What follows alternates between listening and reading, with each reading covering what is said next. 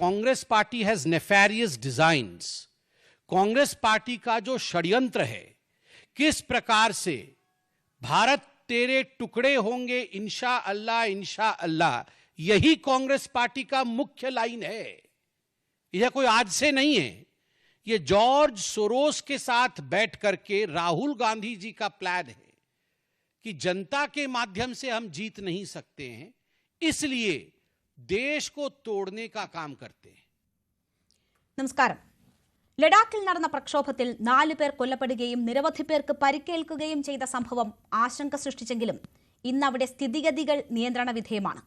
ലഡാക്കിന് സംസ്ഥാന പദവിയും സ്വയം ഭരണവും ആവശ്യപ്പെട്ട് നടന്ന പ്രക്ഷോഭത്തിന് ശേഷം ആളിക്കത്തുന്നത് രാഷ്ട്രീയ വിവാദങ്ങളാണ്. പരിസ്ഥിതി പ്രവർത്തകൻ സോനം വാങ്ചുക്കിന്റെ പ്രകോപനപരമായ പ്രസ്താവനകൾ ജനങ്ങളെ തെറ്റിദ്ധരിപ്പിച്ചുവെന്ന് കേന്ദ്ര സർക്കാർ വിമർശിക്കുന്നു. സോനം വാങ്ചുക്കിന്റെ സ്ഥാപനമായ Himalayan institute of alternative Ladakh വിദേശ സംഭാവന നിയന്ത്രണ നിയമം ലംഘിച്ചെന്ന ആരോപണത്തെക്കുറിച്ച് CBI അന്വേഷണം തുടങ്ങി. വാങ്ചുക്ക് ഈ വർഷം ഫെബ്രുവരി 6-ന് പാകിസ്ഥാൻ സന്ദർശിച്ചതിനെക്കുറിച്ചും അന്വേഷണം നടക്കുന്നുണ്ട്. കോൺഗ്രസ് കൌൺസിലറാണ് അക്രമത്തിന് പ്രേരിപ്പിച്ചതെന്നാണ് BJPയുടെ ആരോപണം. കൌൺസിലർ സെപ്പാങ്ങിന്റെ ദൃശ്യങ്ങളും BJP പുറത്തുവിട്ടു. തനിക്കെതിരെ ഉയർന്ന ആരോപണങ്ങൾ സോനം വാങ്ചുക്ക് നിഷേധിക്കുമ്പോൾ കേന്ദ്രം വരുത്തിവെച്ചതാണ് ലഡാക്കിലെ സംഭവ വികാസങ്ങളെന്ന് കോൺഗ്രസ് കുറ്റപ്പെടുത്തുന്നു. യഥാർത്ഥത്തിൽ ലഡാക്കിൽ സംഭവിച്ചതെന്താണ്? ആരാണ് ഉത്തരവാദി? ഈ വിഷയം ചർച്ച ചെയ്യുന്നു സ്പെഷ്യൽ ഡിബേറ്റ്. സ്വാഗതം. ഈ ചർച്ചയിൽ എനിക്കൊപ്പം ഡോക്ടർ മോഹൻ വർഗീസ്, നിരീക്ഷകൻ പിന്റു മഹാദേവ്, BJP പ്രതിനിധി റോണി കെ ബേബി, കോൺഗ്രസ് പ്രതിനിധി എന്നിവരാണ് ചർച്ചയിൽ പങ്കെടുക്കുന്നത്. ആദ്യം ശ്രീ മോഹൻ വർഗീസ്, നമ്മൾ നേപ്പാളിൽ ജൻസി പ്രക്ഷോഭം കണ്ടതാണ്. ഒറ്റ ദിവസത്തെ പ്രക്ഷോഭത്തിൽ ആ ഭരണകൂടം നിലം പതിക്കുന്നത് കണ്ടു. ബംഗ്ലാദേശിൽ കണ്ടിട്ടുണ്ട്, ശ്രീലങ്കയിലും സമാനമായ സാഹചര്യം നമ്മൾ കണ്ടിട്ടുണ്ട്.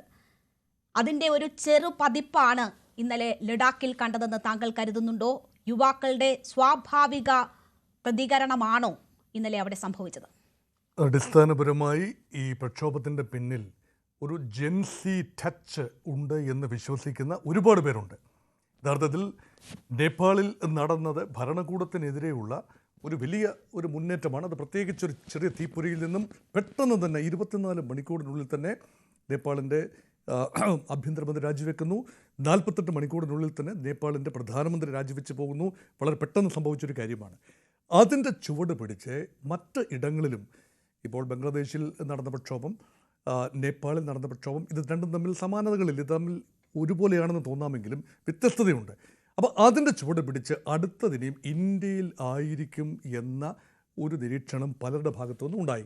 അതുകൊണ്ടാണിപ്പോൾ ഇങ്ങനെയൊരു പ്രക്ഷോഭം ലഡാക്കിൽ, അത് ലേ കേന്ദ്രീകരിച്ച് ഇങ്ങനെയൊരു പ്രക്ഷോഭം ഉണ്ടാകുമ്പോൾ അതിൻ്റെ പിന്നിൽ വൈദേശിക കരങ്ങളുണ്ടോ, അതിന് പിന്നിൽ ഒരു സ്പൈറലിംഗ് കാസ്കേഡിംഗ് ഇഫക്റ്റ് ഉണ്ടോ, അയൽ രാജ്യങ്ങളിൽ നടന്ന പ്രക്ഷോഭവുമായി ഇതിന് സമാനതകളുണ്ടോ എന്ന ചിന്തയെല്ലാം ഉണ്ടാകുന്നത്. ഇവിടെ 2 സ്കൂൾസ് ഓഫ് തോട്ടാണ് പ്രമുഖമായി ഉള്ളത്. ഒന്ന്, ജൈവികമായി ഉള്ള ഒരു ആവശ്യം. ലഡാക്ക് 2019 ലഡാക്ക് സംസ്ഥാന പദവി നഷ്ടപ്പെടുകയാണ്. ജമ്മു ആൻഡ് കശ്മീർ സംസ്ഥാനത്തിൻ്റെ ഭാഗമായിരുന്നല്ലോ ലഡാക്ക്. അതുകൊണ്ട് ജമ്മു ആൻഡ് കശ്മീർ സംസ്ഥാന പദവി നഷ്ടപ്പെടുകയും ജമ്മു ആൻഡ് കശ്മീർ കേന്ദ്രഭരണ പ്രദേശമാവുകയും അതേപോലെ മറ്റൊരു കേന്ദ്രഭരണ പ്രദേശമാക്കുകയും ചെയ്ത ഒരു കാര്യം. അതുകൊണ്ട് ഒരു സംസ്ഥാന പദവിക്ക് വേണ്ടി ആ സംസ്ഥാനത്തുള്ള ആ ഒരു പ്രദേശത്തുള്ള ലഡാക്കിന് 2 ജില്ലകളാണുള്ളത്. ലേ ജില്ലയുമുണ്ട്, കാർഗിൽ ജില്ലയുമുണ്ട്. അപ്പോൾ ലേ പ്രദേശത്താണ് ബുദ്ധിസ്റ്റ് ഭൂരിപക്ഷ ജില്ല. ആ പ്രദേശത്ത് നിന്ന് ഉള്ള ഒരു പൊളിറ്റിക്കൽ ഫോർമേഷൻ വളരെ തുച്ഛമാണെന്ന് വേണമെങ്കിൽ പറയാം. ഒരു MP മാത്രമാണ് ലഡാക്കിനുള്ളത്. അതുകൊണ്ട് 4 MLA മാർ. അതുകൊണ്ട് രാഷ്ട്രീയമായി അത്ര വലിയ പ്രത്യേകതകളൊന്നും ഇല്ലാത്ത, വലിയൊരു ബാർഗെയിനിങ് പവറൊന്നും പാൻ ഇന്ത്യ തലത്തിൽ ഇല്ലാത്ത ഒരു പ്രദേശം ലഡാക്ക്.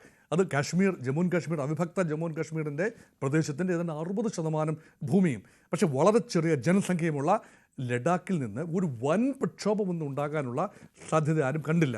പക്ഷേ ഇപ്പോൾ അത് ജൈവികമായി ഉണ്ടായ ഒരു പ്രക്ഷോഭമാണ്. ഒരു സംസ്ഥാന പദവിക്ക് വേണ്ടി പ്രത്യേക ട്രൈബൽ മേഖല, അത് ട്രൈബൽ മേഖലയാണല്ലോ, ഈ ബുദ്ധിസ്റ്റ് ട്രൈബ്സിൻ്റെ ഒരു മേഖലയാണ്. ആ ട്രൈബൽ മേഖലയ്ക്ക് ആ ഷെഡ്യൂൾ 6 അനുസരിച്ചുള്ള ആനുകൂല്യങ്ങൾ വേണം. മിസോറാമിലെ ട്രൈബുകൾക്ക് കിട്ടുന്ന ആസാം, വടക്കിഴക്കൻ സംസ്ഥാനങ്ങളെ ആസാം മേഖലയ സംസ്ഥാനങ്ങൾക്കുള്ളിൽ ട്രൈബൽ ഓട്ടോണമസ് റീജിയൻസിന് കിട്ടുന്ന തരത്തിലുള്ള സ്വയം ഭരണാവകാശം അവിടെ ആവശ്യമുണ്ട് എന്ന് പറഞ്ഞുകൊണ്ട് ജൈവികമായി ഉണ്ടായ ഒരു പ്രക്ഷോഭം. അതിന് നേതൃത്വം കൊടുക്കാനായി ഒരു പരിസ്ഥിതി പ്രവർത്തകൻ സോനം വാങ്ചുക് അദ്ദേഹം മുന്നിട്ട് വരികയും അദ്ദേഹത്തിന് റാമോൺ മാഗ്സസെ അവാർഡ് ജേതാവ് കൂടിയാണ്. അപ്പോൾ റാമോൺ മാഗ്സസെ അവാർഡ് ജേതാവ് പലപ്പോഴും കമ്മ്യൂണിസ്റ്റ് വിരുദ്ധ ഒരു പോരാളികൾക്ക് പൊതുവെ നൽകുന്നതെന്ന ആരോപണം കൂടിയുള്ളൊരു അവാർഡാണ് മാഗ്സസെ അവാർഡ്. പക്ഷേ ആ അവാർഡ് ലഭിച്ചു. അദ്ദേഹം അന്താരാഷ്ട്ര പ്രശസ്തനും കൂടിയാണ്. പക്ഷേ അദ്ദേഹത്തിൻ്റെ ബന്ധങ്ങൾ പാകിസ്ഥാനിൽ അദ്ദേഹം സഞ്ചരിച്ചു എന്ന ഒരു ആരോപണം, അത് ആരോപണമല്ല, അത് അടിസ്ഥാനപരമായ സത്യവുമാണ്. ബംഗ്ലാദേശിൻ്റെ ഇപ്പോഴത്തെ ഭരണാധികാരി മുഹമ്മദ് യൂനിസുമായി അദ്ദേഹം നിൽക്കുന്ന ഫോട്ടോഗ്രാഫ്സ് വെളിയിൽ വരുന്നു. അതുകൊണ്ട് ഇദ്ദേഹത്തിന് ട്രാൻസ്നാഷണൽ ബന്ധങ്ങളുണ്ടോ, അദ്ദേഹത്തിൻ്റെ പരിസ്ഥിതി NGO അതുമായി ബന്ധപ്പെട്ട വിദേശ ഫണ്ടിങ് ലഭിക്കുന്നുവോ? അതുപോലെ BJP ആരോപിക്കുന്ന എപ്പോഴും അസ്ഥാനത്തും ജോർജ് സോറോസിൻ്റെ പേര് പലപ്പോഴും വലിച്ചിഴക്കപ്പെടാറുണ്ട്. ജോർജ് സോറോസുമായി അദ്ദേഹത്തിന് ബന്ധമുണ്ടോ? അങ്ങനെയുള്ള ബന്ധമുണ്ടെങ്കിൽ ഒരു അമേരിക്കൻ ഡീപ് സ്റ്റേറ്റ് എസ്റ്റാബ്ലിഷ്മെൻറ്റിനോ അല്ല എങ്കിൽ മറ്റേതെങ്കിലും രാജ്യത്തിൻ്റെ താല്പര്യങ്ങളുടെ ഒരു പിണയാളായി ഇദ്ദേഹം ഇവിടെ കാശ്മീരിൽ അല്ലെങ്കിൽ ലഡാക്കിൽ പ്രവർത്തിക്കുകയായിരുന്നോ? അതുകൊണ്ട് ജൻസി പ്രക്ഷോഭം എന്ന് തുച്ഛീകരിക്കാതെ അതിന് പിന്നിൽ Chinese or Pakistan or even American കരങ്ങളുണ്ടോ എന്ന സംശയമാണ് രണ്ടാമത്തെ സ്കൂൾ ഓഫ് തോട്ട് പെടുന്നവർക്കുള്ളത്. അതേ സ്കൂൾ ഓഫ് തോട്ടിലുള്ളവർക്ക് ഈ ഒരു ആരോപണം കോൺഗ്രസിന് നേരെ കൂടി തിരുത്തി വെക്കുകയാണ്. കാരണം രണ്ട് കൗൺസിലേഴ്സ്, കോൺഗ്രസിൻ്റെ 2 കൗൺസിലേഴ്സ് കഴിഞ്ഞ ദിവസങ്ങളിൽ നടത്തിയ ചില പ്രസ്താവനകളെ ചുവട് പിടിച്ച് നടത്തുന്ന ആരോപണങ്ങളാണ്. ഇത് വരാൻ പോകുന്നു, ലഡാക്ക് കത്താൻ പോവുകയാണ് എന്ന ഒരു കോൺഗ്രസ് കൗൺസിലറുടെ കഴിഞ്ഞ ദിവസത്തെ പ്രസ്താവന. അതുപോലെ സംഭവിച്ചപ്പോൾ ഇത് കോൺഗ്രസ് പാർട്ടി മുൻകൂട്ടി അറിഞ്ഞിരുന്നോ? BJPയുടെ അവിടുത്തെ ലേയിലെ ഓഫീസ് കത്തിക്കുന്നതിന് പിന്നിൽ കോൺഗ്രസ് പ്രവർത്തകന്മാരുണ്ടായിരുന്നോ? അന്വേഷിക്കേണ്ട കാര്യമാണ്. അപ്പോൾ ഇതിനൊരു പൊളിറ്റിക്കൽ ഡയമെൻഷനുണ്ട്, ഗ്ലോബൽ ഡയമെൻഷനുണ്ട്, ഡീപ് സ്റ്റേറ്റ് ഡയമെൻഷനുണ്ട്, എല്ലാമുണ്ട്. ഇതിന് പുറമെ ഒരു ഇക്കണോമിക് ഡയമെൻഷൻ കൂടി കാണാതിരുന്നുകൂടാ. കാരണം ലഡാക്കിൻ്റെ മണ്ണിൽ വലിയ തോതിൽ ലിഥിയം നിക്ഷേപം ഉള്ളതായി വളരെ വൈകി കണ്ടെത്തിയിട്ടുണ്ട്. ആ ലിഥിയം നിക്ഷേപം എക്സ്ട്രാക്ട് ചെയ്യണമെങ്കിൽ നമുക്കറിയാം ആധുനിക ബാറ്ററി സ്റ്റോറേജ് സംവിധാനങ്ങളുടെ പിന്നിൽ ലിഥിയം അയൺ ബാറ്ററീസ്, അതിനുള്ള അസംസ്കൃത വസ്തുവായ ലിഥിയം വൻതോതിലുള്ള ഒരു സ്ഥലത്ത് അവിടെ ഒരു സംസ്ഥാനം ഉണ്ടായാൽ, ആ സംസ്ഥാനത്തിനുള്ളിൽ ഓട്ടോണമസ് റീജിയൻ ഉണ്ടായാൽ, കേന്ദ്രഭരണമാണെങ്കിൽ ഗവൺമെൻറ് ഓഫ് ഇന്ത്യയെ കാര്യങ്ങൾ നിയന്ത്രണം, പക്ഷേ സംസ്ഥാനമുണ്ടായാൽ അവിടെ കാര്യങ്ങൾ പുറത്തു നിന്നുള്ള ശക്തികൾക്ക് നിയന്ത്രിക്കാൻ എളുപ്പമാവും എന്ന ഒരു നിരീക്ഷണമുണ്ട്. അതുകൊണ്ടാണ് ആരോ പുറത്തു നിന്നുള്ള ശക്തികൾ അവിടെയുള്ള ചില പ്രാദേശിക ഘടകങ്ങളെ, NGOകളെ ഇളക്കി വിടുകയും ഒരു പ്രക്ഷോഭമായി വരികയും അങ്ങനെ അത് ആളിക്കത്തുകയും ചെയ്യുക വഴി ഇന്ത്യയെ ഡിസ്റ്റെബിലൈസ് ചെയ്യാൻ റിസോഴ്സ് റിച്ചായ, അല്ല എങ്കിൽ ഉഷരഭൂമിയാണ്. ലിഥിയം മാറ്റി നിർത്തിക്കഴിഞ്ഞാൽ ആ പ്രദേശം കാര്യമായ വിനോദസഞ്ചാര സാധ്യതയില്ലാത്ത, കാശ്മീർ പോലെ അല്ല എന്ന് ഓർക്കണം, ഉഷരഭൂമിയാണ്, പർവ്വത പ്രദേശമാണ്, അല്ലെങ്കിൽ ഡ്രൈ ഒരു തരം ലാൻഡാണ്. അപ്പോൾ അവിടെ ഒരു വലിയ രീതിയിലുള്ള ഒരു വിപ്ലവം, അല്ലെങ്കിൽ മാഗ്സസെ അവാർഡൊക്കെ ലഭിച്ച ചില കോൺട്രിബ്യൂഷൻസിൻ്റെ അടിസ്ഥാനത്തിലാണ് അദ്ദേഹം മഴക്കാലത്ത്, ഈ ശൈത്യകാലത്ത് ഐസ് തൂണുകൾ പോലെ ഉണ്ടാക്കി, ഐസ് ക്യൂബുകൾ ഉണ്ടാക്കി അതിൽ നിന്നും വേനൽക്കാലത്ത് വെള്ളമുണ്ടാക്കുന്ന നൂതന പദ്ധതി. അതുപോലെ വിദ്യാഭ്യാസ രംഗത്ത് വലിയ ചില നീക്കങ്ങൾ നടത്തുന്നു. ഈ കുട്ടികളെ വലിയ രീതിയിൽ SSLC അല്ലെങ്കിൽ സ്കൂൾ ഫൈനൽ മെട്രിക്കുലേഷൻ പാസ്സാക്കുന്നത് 15% അദ്ദേഹത്തിൻ്റെ കൂട്ടായ പ്രവർത്തനം മൂലം 75% മാറ്റുന്നു. ഇങ്ങനെയൊക്കെയുള്ള കോൺട്രിബ്യൂഷൻസ് ഉള്ള ഈ പരിസ്ഥിതി പ്രവർത്തകൻ, അദ്ദേഹത്തിന് മറ്റ് ഗൂഢ ഉദ്ദേശങ്ങൾ ഉണ്ടായിരുന്നു. ഇങ്ങനെ ഈ 2 കാര്യങ്ങൾ, ജൈവികമായുള്ള പ്രക്ഷോഭം ഒരു വശത്തെ അങ്ങനെ വിചാരിക്കുകയും അല്ല ഇതിന് പിന്നിൽ ഗൂഢമായ ചില ശക്തികളുണ്ട് എന്ന് വിശ്വസിക്കുന്നു, യാഥാർത്ഥ്യം കണ്ടെത്തുക. അതുകൊണ്ട് ഇപ്പോൾ ശാന്തത കൈവന്നിരിക്കുന്നു. ഭാഗ്യത്തിന് ഈ പ്രക്ഷോഭം കൈവിട്ടു പോയിട്ടില്ല. തിങ്സ് ആർ അണ്ടർ കൺട്രോൾ എന്നതാണ് ഏറ്റവും ഒടുവിൽ കിട്ടുന്ന റിപ്പോർട്ടുകൾ. തീർച്ചയായും. എന്തായാലും എന്താണ് യഥാർത്ഥ കാരണങ്ങൾ എന്ന ഒരു പരിശോധന തന്നെയാണ് നമ്മൾ നടത്തുന്നത്. ശ്രീ റോണി കെ ബേബി, നോക്കൂ, ആദ്യ വിമർശനങ്ങൾ ഉയരുന്നത് കോൺഗ്രസിന് നേരെയാണ്. കോൺഗ്രസിൻ്റെ പ്രാദേശിക നേതാവിനെ എതിരെ കേസെടുത്തിരിക്കുന്ന സാഹചര്യം ഉണ്ടാകുന്നു. അദ്ദേഹമാണ് BJP ഓഫീസ് ആക്രമണത്തിനുൾപ്പെടെ നേതൃത്വം നൽകിയത് എന്നതാണ് കണ്ടെത്തുന്നത്. അദ്ദേഹം ആയുധങ്ങളുമായി നിൽക്കുന്ന ദൃശ്യങ്ങൾ ഉൾപ്പെടെ പുറത്തുവരുന്നു. മാത്രവുമല്ല, രാഹുൽ ഗാന്ധി നടത്തിയിട്ടുള്ള ചില പരാമർശങ്ങൾ, ചില ഇന്റർവ്യൂവിൽ അദ്ദേഹം നൽകിയിട്ടുള്ള കാര്യങ്ങൾ കൂടി ചേർത്ത് വെച്ച് കോൺഗ്രസിനെതിരെ ആരോപണം കടുപ്പിക്കുകയാണ് BJP ഈ വിഷയത്തിൽ. ബഹുമാനപ്പെട്ട ഡോക്ടർ മോഹൻ വർഗീസ് അദ്ദേഹം ഒരുപാട് കാര്യങ്ങൾ ഇവിടെ ചൂണ്ടിക്കാണിക്കുകയുണ്ടായി. അന്തർദേശീയമായിട്ടുള്ള ഇടപെടലുകളൊക്കെ ഉണ്ട്, ഡീപ് സ്റ്റേറ്റ് അല്ലെ ലിഥിയം നിക്ഷേപം തുടങ്ങിയ പല കാര്യങ്ങളും അദ്ദേഹം ചൂണ്ടിക്കാട്ടി. പക്ഷെ അവിടുത്തെ യഥാർത്ഥ വിഷയത്തിലേക്ക് അദ്ദേഹം ഒരു വരി പോലും പരാമർശിച്ചില്ല എന്നതിനകത്ത് എനിക്ക് വിഷമമുണ്ട്. അവിടുത്തെ യഥാർത്ഥ പ്രശ്നം എന്താ? അവിടെ 2019 കേന്ദ്ര സർക്കാർ ജമ്മു ആൻഡ് കാശ്മീരിനെ അത് വിഭജിച്ച് ലഡാക്ക് ഉൾപ്പെടെയുള്ള പ്രദേശങ്ങൾ കേന്ദ്രഭരണ പ്രദേശമാക്കി. ലഡാക്കിലെ ജനങ്ങള് ദീർഘകാലമായി ആവശ്യപ്പെട്ടിരുന്ന ഒരു ആവശ്യമായിരുന്നു ഞങ്ങളെ കേന്ദ്രഭരണ പ്രദേശമാക്കണം. 1989 ഇതിനു മുമ്പ് ഇതുപോലെ സമാനമായിട്ടുള്ള ഒരു സമരം അവിടെ അരങ്ങേറി. അന്ന് പോലീസ് വെടിവയ്പിൽ 2 പേര് കൊല്ലപ്പെട്ടു. അന്ന് അവരുടെ ആവശ്യം എന്ന് പറയുന്നത് കേന്ദ്രഭരണ പ്രദേശം ഞങ്ങൾക്ക് നൽകണം, അല്ല യൂണിയൻ ടെറിട്ടറി സ്റ്റാറ്റസ് ഞങ്ങൾക്ക് നൽകണമെന്നായിരുന്നു. 2019 കേന്ദ്ര സർക്കാർ അത് നൽകി. പക്ഷെ അതിനുശേഷം കഴിഞ്ഞ 6 വർഷം ലഡാക്കിലെ ജനങ്ങൾ, അത് വലിയ ലക്ഷക്കണക്കിന് ജനപ്രദേശം അല്ലെങ്കിൽ ജനങ്ങൾ അധിവസിക്കുന്ന ഒരു പ്രദേശമൊന്നുമില്ല. അവിടെ ആകെയുള്ള ജനസംഖ്യ എന്ന് പറയുന്നത് 3,10,000 മാത്രമേ ഉള്ളൂ. ലേയിലും അതുപോലെ തന്നെ കാർഗിലും 2 ജില്ലകളായിട്ടുള്ള. അപ്പം അവിടുത്തെ ചെറുപ്പക്കാരെ അവര് ആവശ്യങ്ങള് അവരുടെ പ്രതീക്ഷകള് നിറവേറ്റാൻ വേണ്ടി കേന്ദ്ര സർക്കാർ തയ്യാറായില്ല. ഞാൻ 1-2 കാര്യങ്ങൾ മാത്രം ചൂണ്ടിക്കാണിക്കാം. അവിടുത്തെ ഇപ്പോഴത്തെ തൊഴിലില്ലായ്മ നിരക്ക് നമ്മൾ കേട്ട് കഴിഞ്ഞാൽ അത്ഭുതപ്പെടും. 33% ലഡാക്കിലെ ഇപ്പോഴത്തെ അൺഎംപ്ലോയ്മെന്റ് റേറ്റ് എന്ന് പറയുന്നത്. അതിൽ 26% എന്ന് പറയുന്നത് ഗ്രാജുവേറ്റ് അൺഎംപ്ലോയ്മെന്റ് ആണ്, ബിരുദധാരികളായിട്ടുള്ള തൊഴിലില്ലാത്തവരുടെ. ആരാണ് അവർക്ക് ജോലി നൽകേണ്ടത്? അവിടെ ഒരു സംസ്ഥാന പബ്ലിക് സർവീസ് കമ്മീഷൻ ഉണ്ടാവണം. ലഡാക്ക് എന്ന് പറയുന്ന കേന്ദ്രഭരണ പ്രദേശം ഉണ്ടായതിനു ശേഷം, രൂപീകരിക്കപ്പെട്ടതിന് ശേഷം 2019 ശേഷം ഇതുവരെ അവിടെ ഒരു പബ്ലിക് സർവീസ് കമ്മീഷൻ ഇതുവരെ അപ്പോയിന്റ് ചെയ്യപ്പെട്ടിട്ടില്ല. കഴിഞ്ഞ 6 വർഷമായി അവിടെ ഒരു നിയമനം പോലും നടത്തപ്പെട്ടിട്ടില്ല. 5000-ഓളം ഒഴിവുകൾ ഇപ്പോൾ അവിടെയുണ്ട്. അതിൽ 1000 വേക്കൻസികൾ എന്ന് പറയുന്നത് ഗസറ്റഡ് റാങ്കിലുള്ള ആളുകളാണ്. മറ്റൊരു കാര്യം കൂടി, അവിടെ ജോലിയിൽ പ്രവേശിക്കാനുള്ള അപ്പർ ഏജ് ലിമിറ്റ് എന്ന് പറയുന്നത് 30 വയസ്സാണ്. കഴിഞ്ഞ 6 വർഷമായി അവിടെ PSC വഴി ഒരു നിയമനവും നടക്കാത്തത് കൊണ്ട്, അതും അപ്പർ ഏജ് ലിമിറ്റ് കൂട്ടാത്തത് കൊണ്ട് അവിടുത്തെ ചെറുപ്പക്കാരൊക്കെ വലിയ നിരാശയിലാണ്. അവിടെ ആകെയുള്ള 2 തൊഴിൽ സാധ്യതകൾ ഈ ലഡാക്കില്, ഒന്ന് കൃഷിയും 2 എന്ന് പറയുന്നത് ടൂറിസവുമാണ്. പക്ഷെ നമുക്കറിയാം അതിന് ഒട്ടും അത് പ്രോസ്പെറസ് അല്ല. ആകെയുള്ള ആശ്രയം എന്ന് പറയുന്നത് അവിടുത്തെ പബ്ലിക് സർവീസ് ആണ്. അപ്പോൾ അവിടുത്തെ ചെറുപ്പക്കാർ എന്ന് പറയുന്നത് വലിയ നിരാശയിലാണ്. അതുപോലെ തന്നെ കേന്ദ്ര സർക്കാർ അവിടേക്ക് അനുവദിക്കുന്ന ഫണ്ടുകൾ 2024-25 ബജറ്റിൽ ഏകദേശം 5800-ഓളം കോടി രൂപയാണ് കേന്ദ്ര സർക്കാർ അവിടേക്ക് അനുവദിച്ചത്. പക്ഷെ അതിൽ 60% മാത്രമേ അവിടെ ചെലവഴിക്കപ്പെട്ടിട്ടുള്ളൂ. ഇപ്പോൾ അവിടെ ദീർഘകാലമായി ഇത് എന്ന് പറയുന്നത് ഇന്നലെയോ അല്ലെങ്കിൽ മറ്റന്നാളോ പെട്ടെന്ന് ഒരു ദിവസം പൊട്ടിപ്പുറപ്പെട്ട അവിടുത്തെ ജനങ്ങളുടെ ഒരു പ്രക്ഷോഭമല്ല. അവർ ദീർഘകാലമായി അവിടെ വലിയ പ്രക്ഷോഭത്തില്ല. അവർ ആവശ്യപ്പെടുന്ന 4 കാര്യങ്ങളേ ഉള്ളൂ.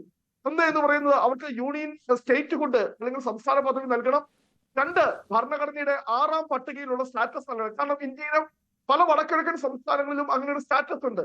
അതുപോലെ ഒരു സ്റ്റാറ്റസ്, കാരണം അങ്ങനെ വന്നു കഴിഞ്ഞാൽ പുറത്തുനിന്നുള്ള ആളുകൾക്ക് അവിടെ ജോലി നേടാൻ കഴിയില്ല, അവിടെ തൊഴിലെടുക്കാൻ കഴിയില്ല, ഇവിടെ സ്ഥിരതാമസമാക്കാൻ കഴിയില്ല. അങ്ങനെ വരുന്ന പട്ടികവർഗ സ്റ്റാറ്റസ് നൽകുന്ന ഭരണഘടനയുടെ 6ാം പട്ടിക സ്റ്റാറ്റസ് നൽകണം. 3, ഇപ്പോൾ അവിടെ ഒരു കോൺസ്റ്റിറ്റ്യുവൻസി ഉള്ളത്. ഒന്ന് പിന്നെ ഈ ലഡാക്കിന് മുഴുവൻ വേണ്ടി ഇത് 2 ആക്കണം. ഒന്ന് ലേക്ക് വേണ്ടി ഒരു കോൺസ്റ്റിറ്റ്യുവൻസി, പാർലമെന്റ് കോൺസ്റ്റിറ്റ്യുവൻസി. 2 നമ്മുടെ ഈ പറയുന്ന ഈ മുസ്ലിം ഭൂരിപക്ഷമായിട്ടുള്ള കാർഗിലിന് വേണ്ടിയിട്ടുള്ള ഒരു കോൺസ്റ്റിറ്റ്യുവൻസി. 4ാമത്തേതാണ് അവിടുത്തെ അൺഎംപ്ലോയ്മെന്റ് റേറ്റ് കുറച്ചുകൊണ്ടുവരണം. ഈ 4 ആവശ്യവുമായി ബന്ധപ്പെട്ട് കഴിഞ്ഞ കുറെ കാലമായി പ്രക്ഷോഭം നടന്നു വരിക. ഇതിനു മുമ്പ് ഏപ്രിൽ മാസത്തില് കേന്ദ്ര സർക്കാർ അവരുമായി ചർച്ച നടത്തി അതിനുവേണ്ടി അന്ന് പ്രത്യേക വിമാനം അയച്ചു കൊടുത്തു ഈ സമരസമിതിയുടെ നേതാക്കൾക്ക് വേണ്ടി. അതൊരു ജോയിന്റ് സമിതിയാണ്. നമ്മൾ ഓർത്തോളം, ലേ എന്ന് പറയുന്നത് ബുദ്ധിസ്റ്റ് ഭൂരിപക്ഷ പ്രദേശമാണ്, കാർഗിൽ എന്ന് പറയുന്നത് മുസ്ലിം ഭൂരിപക്ഷ പ്രദേശമാണ്. പക്ഷെ അവർ 2 പേരും കൂടെ ഇപ്പോൾ ഒന്നിച്ചുകൊണ്ട് ഒരു ജോയിന്റ് അജിറ്റേഷൻ കൗൺസിൽ അവർ ഉണ്ടാക്കിയിരിക്കുക. അവർക്ക് വേണ്ടി ഏപ്രിൽ മാസത്തിൽ പ്രത്യേക വിമാനം അയച്ചു കൊടുത്തു കേന്ദ്ര സർക്കാർ. ചർച്ച നടത്തി. ആ ചർച്ചയിൽ അന്ന് കേന്ദ്ര ആഭ്യന്തരമന്ത്രി അമിത്ഷാ പറഞ്ഞത് ഈ യൂണിയൻ ടെറിട്ടറി സ്റ്റാറ്റസ് കൊടുത്തത് തെറ്റായ തീരുമാനമായി പോയി എന്ന് അന്ന് ആഭ്യന്തരമന്ത്രി തന്നെ പറഞ്ഞു. കാരണം അവരുടെ വലിയ പ്രശ്നം എന്താ? കാരണം നമുക്കറിയാം വലിയ തരത്തില് സാംസ്കാരിക തനിമയുള്ള പ്രദേശമാണ് ലഡാക്ക് എന്ന് പറയുന്നത്. അവരുടെ ബുദ്ധിസ്റ്റ് സംസ്കാരം, കൾച്ചർ അങ്ങനെയെല്ലാം വെച്ച് ഒരു മെയിൻ സ്ട്രീമിൽ നിന്ന് മാറി നിൽക്കുന്ന അവരുടേതായിട്ടുള്ള ഒരു സാംസ്കാരിക തനിമയുണ്ട്.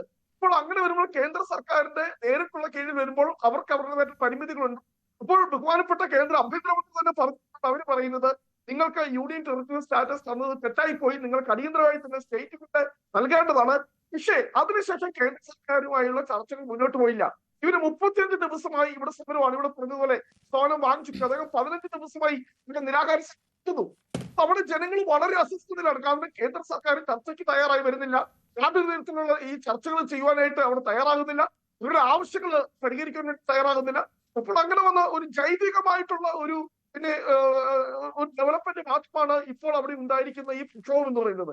അല്ല നമ്മൾ അതിനെ ഒരു ജൻസി ആണെന്നോ അല്ലെ അന്തർദേശീയ രംഗത്തെ ഇടപെടലാണെന്നോ ഇപ്പൊ ലിഥിയം നിക്ഷേപം, ലിഥിയം പോലുള്ള ഏറ്റവും വിലപ്പെട്ട ധാതു നിക്ഷേപങ്ങൾ ഇത് കേന്ദ്ര സർക്കാരിന്റെ പിന്തുണയിൽ വരുന്നത്. അതൊന്നും സംസ്ഥാനമായിട്ട് ഒരു ബന്ധവുമില്ല. സംസ്ഥാന ഗവൺമെന്റിന്റെ അധികാരത്തിന് കീഴിലോ ഇവൻ ലഡാക്ക് നാളെ ഒരു സംസ്ഥാനമായി മാറിയാൽ സ്റ്റേറ്റ് ഗവൺമെന്റിന്റെ കീഴിൽ വരുന്നതല്ല. ഇതുപോലെ വിലപ്പെട്ട റയറായിട്ടുള്ള നാച്ചുറൽ ഇതുപോലെയുള്ള നിക്ഷേപങ്ങൾ, ധാതു നിക്ഷേപങ്ങൾ, അതിന്റെ പൂർണ്ണ അധികാരം എന്ന് പറയുന്നത് കേന്ദ്ര സർക്കാരാണ്. അപ്പോൾ നമ്മൾ ഇതിനകത്ത് അന്തർദേശീയ ബന്ധമൊന്നും ആരോപിക്കുന്നതിനകത്തോ അല്ലെ കോൺഗ്രസ് അതിനകത്ത് നിന്നോ, കാരണം അവിടെ ഇപ്പോൾ ചൂണ്ടിക്കാണിക്കുന്നത് അവിടുത്തെ കോൺഗ്രസ്, ഇവിടെ ഈ ലഡാക്ക് ഓട്ടോണമസ് കൗൺസിൽ ഭരിക്കുന്ന BJP ആണ്. അവർക്ക് അവിടെ 16 സീറ്റുണ്ട്, കോൺഗ്രസിന് 9 സീറ്റുണ്ട്. കോൺഗ്രസിൽ ഈ പറയുന്ന ഇത്രമാത്രം വലിയ സ്വാധീനമുള്ള സ്ഥലമൊന്നുമല്ല. ഇവിടുത്തെ ലോക്സഭാ MP പോലും ഒരു ഇൻഡിപെൻഡന്റ് ആണ്, ഒരു സ്വതന്ത്രനാണ്.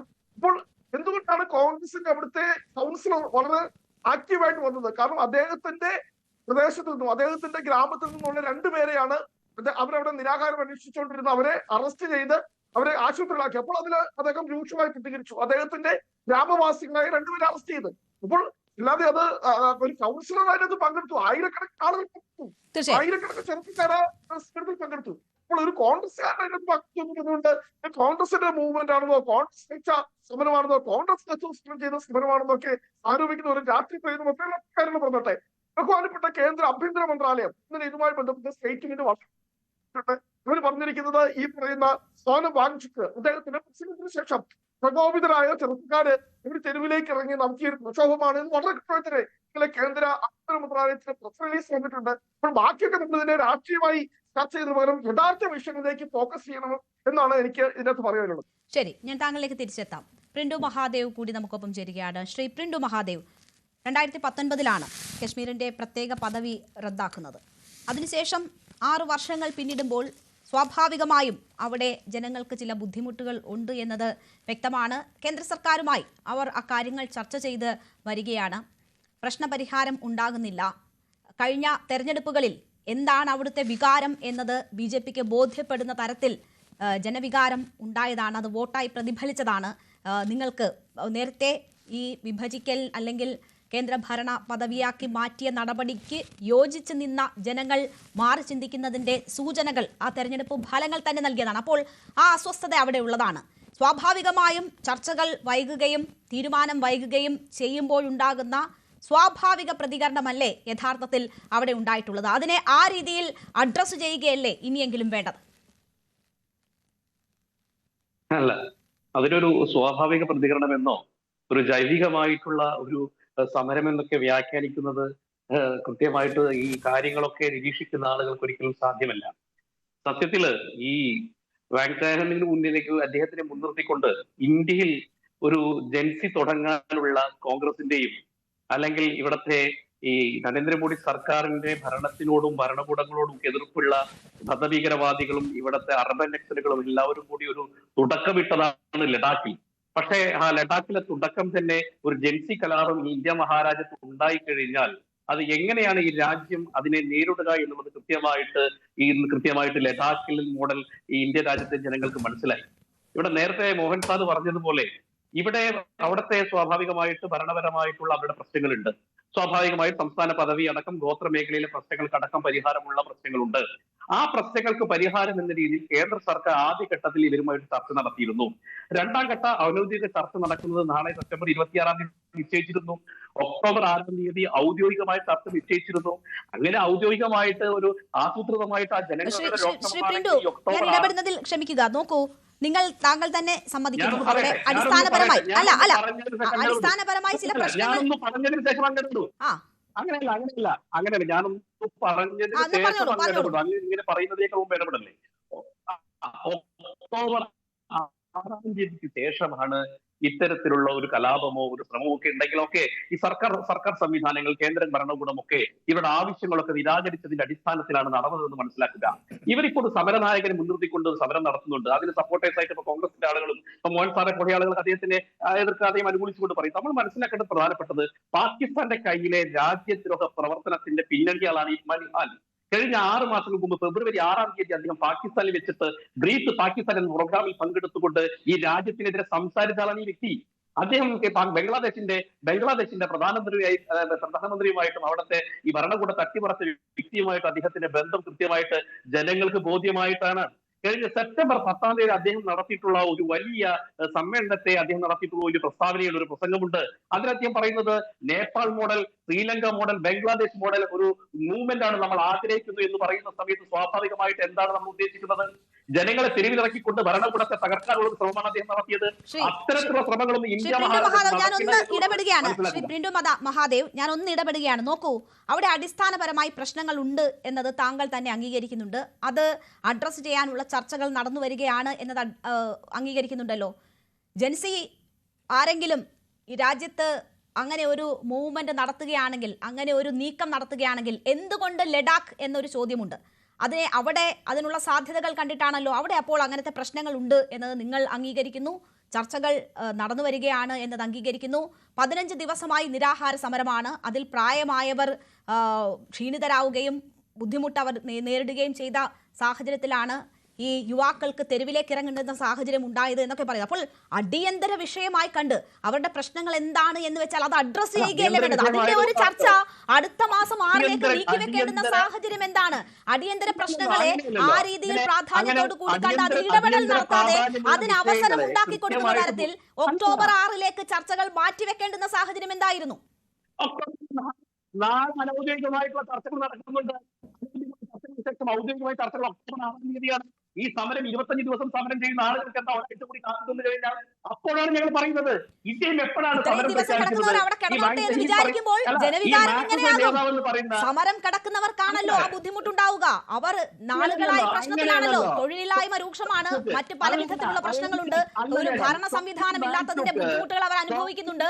അവർ ആ വിഷയത്തിലേക്ക് ശ്രദ്ധ ക്ഷണിക്കാൻ സമാധാനപൂർവ്വം താങ്കൾ ഈ പറഞ്ഞ വ്യക്തി സോണം വാങ്ചുക്കിന്റെ ബന്ധങ്ങൾ എന്താണ്, പ്രശ്നങ്ങൾ എന്താണ് എന്നത് അന്വേഷിക്കാനുള്ള സംവിധാനങ്ങൾ നമുക്കുണ്ട്. അതിൽ അന്വേഷണമാകാം. അദ്ദേഹം മുൻകൈയെടുത്ത് നടന്ന പ്രക്ഷോഭം അത് ഒരു സംഘർഷത്തിലേക്ക് നീങ്ങിക്കഴിഞ്ഞതിന് ശേഷം വേണ്ട, അതുവരെ കാത്തു നിൽക്കേണ്ട. CBIക്ക് ഇപ്പോൾ നടത്തിയിട്ടുള്ള നടപടികൾ എടുക്കാനോ അന്വേഷണം പ്രഖ്യാപിക്കാനോ കാര്യങ്ങളുമായി മുന്നോട്ട് പോകാനോ അതൊരു സംഘർഷം എത്തുന്നത് വരെ കാത്തിരിക്കേണ്ടതില്ലല്ലോ. അദ്ദേഹത്തിന്റെ ക്രെഡിബിലിറ്റി എന്താണെന്നുള്ളത് സംവിധാനങ്ങൾ അന്വേഷിക്കട്ടെ. ഞാൻ ചോദിക്കുന്നത്, അവിടുത്തെ ജനങ്ങൾക്ക് പ്രശ്നമുണ്ട് എന്നത് നമ്മുടെ സംവിധാനങ്ങൾക്കറിയാം. അവിടെ ആ ചർച്ച നടക്കുകയാണ്. അപ്പോൾ അത് മുതലെടുക്കാൻ ഏതെങ്കിലും തരത്തിലുള്ള നീക്കം നടക്കുന്നുണ്ടെങ്കിൽ അതിന് വഴിവെക്കാതെ അവിടെ പ്രശ്ന പരിഹാരത്തിനുള്ള നീക്കമായിരുന്നില്ലേ അടിയന്തരമായി ചെയ്യേണ്ടത്? അല്ല, അടിയന്തര പ്രാധാന്യത്തോടു കൂടി ചെയ്തതുകൊണ്ടാണ് 2019 കാശ്മീരിന്റെ പ്രത്യേക പദവി എടുത്തു കളഞ്ഞത്. വേണം 2019 ശേഷമല്ലേ ഈ പദവി എടുത്തു കളഞ്ഞിട്ട് നിങ്ങൾ എന്താ പറഞ്ഞത്? ഇതോടുകൂടി പ്രശ്നങ്ങൾ അവസാനിച്ചു എന്ന് പറഞ്ഞു. ഇതോടുകൂടി പ്രശ്നങ്ങൾ അവസാനിച്ചു എന്ന് പറഞ്ഞു. അവിടെ നിങ്ങളുടെ തീരുമാനത്തിനൊപ്പം നിന്നവർക്ക് കുറെ മോഹന വാഗ്ദാനങ്ങൾ നൽകി.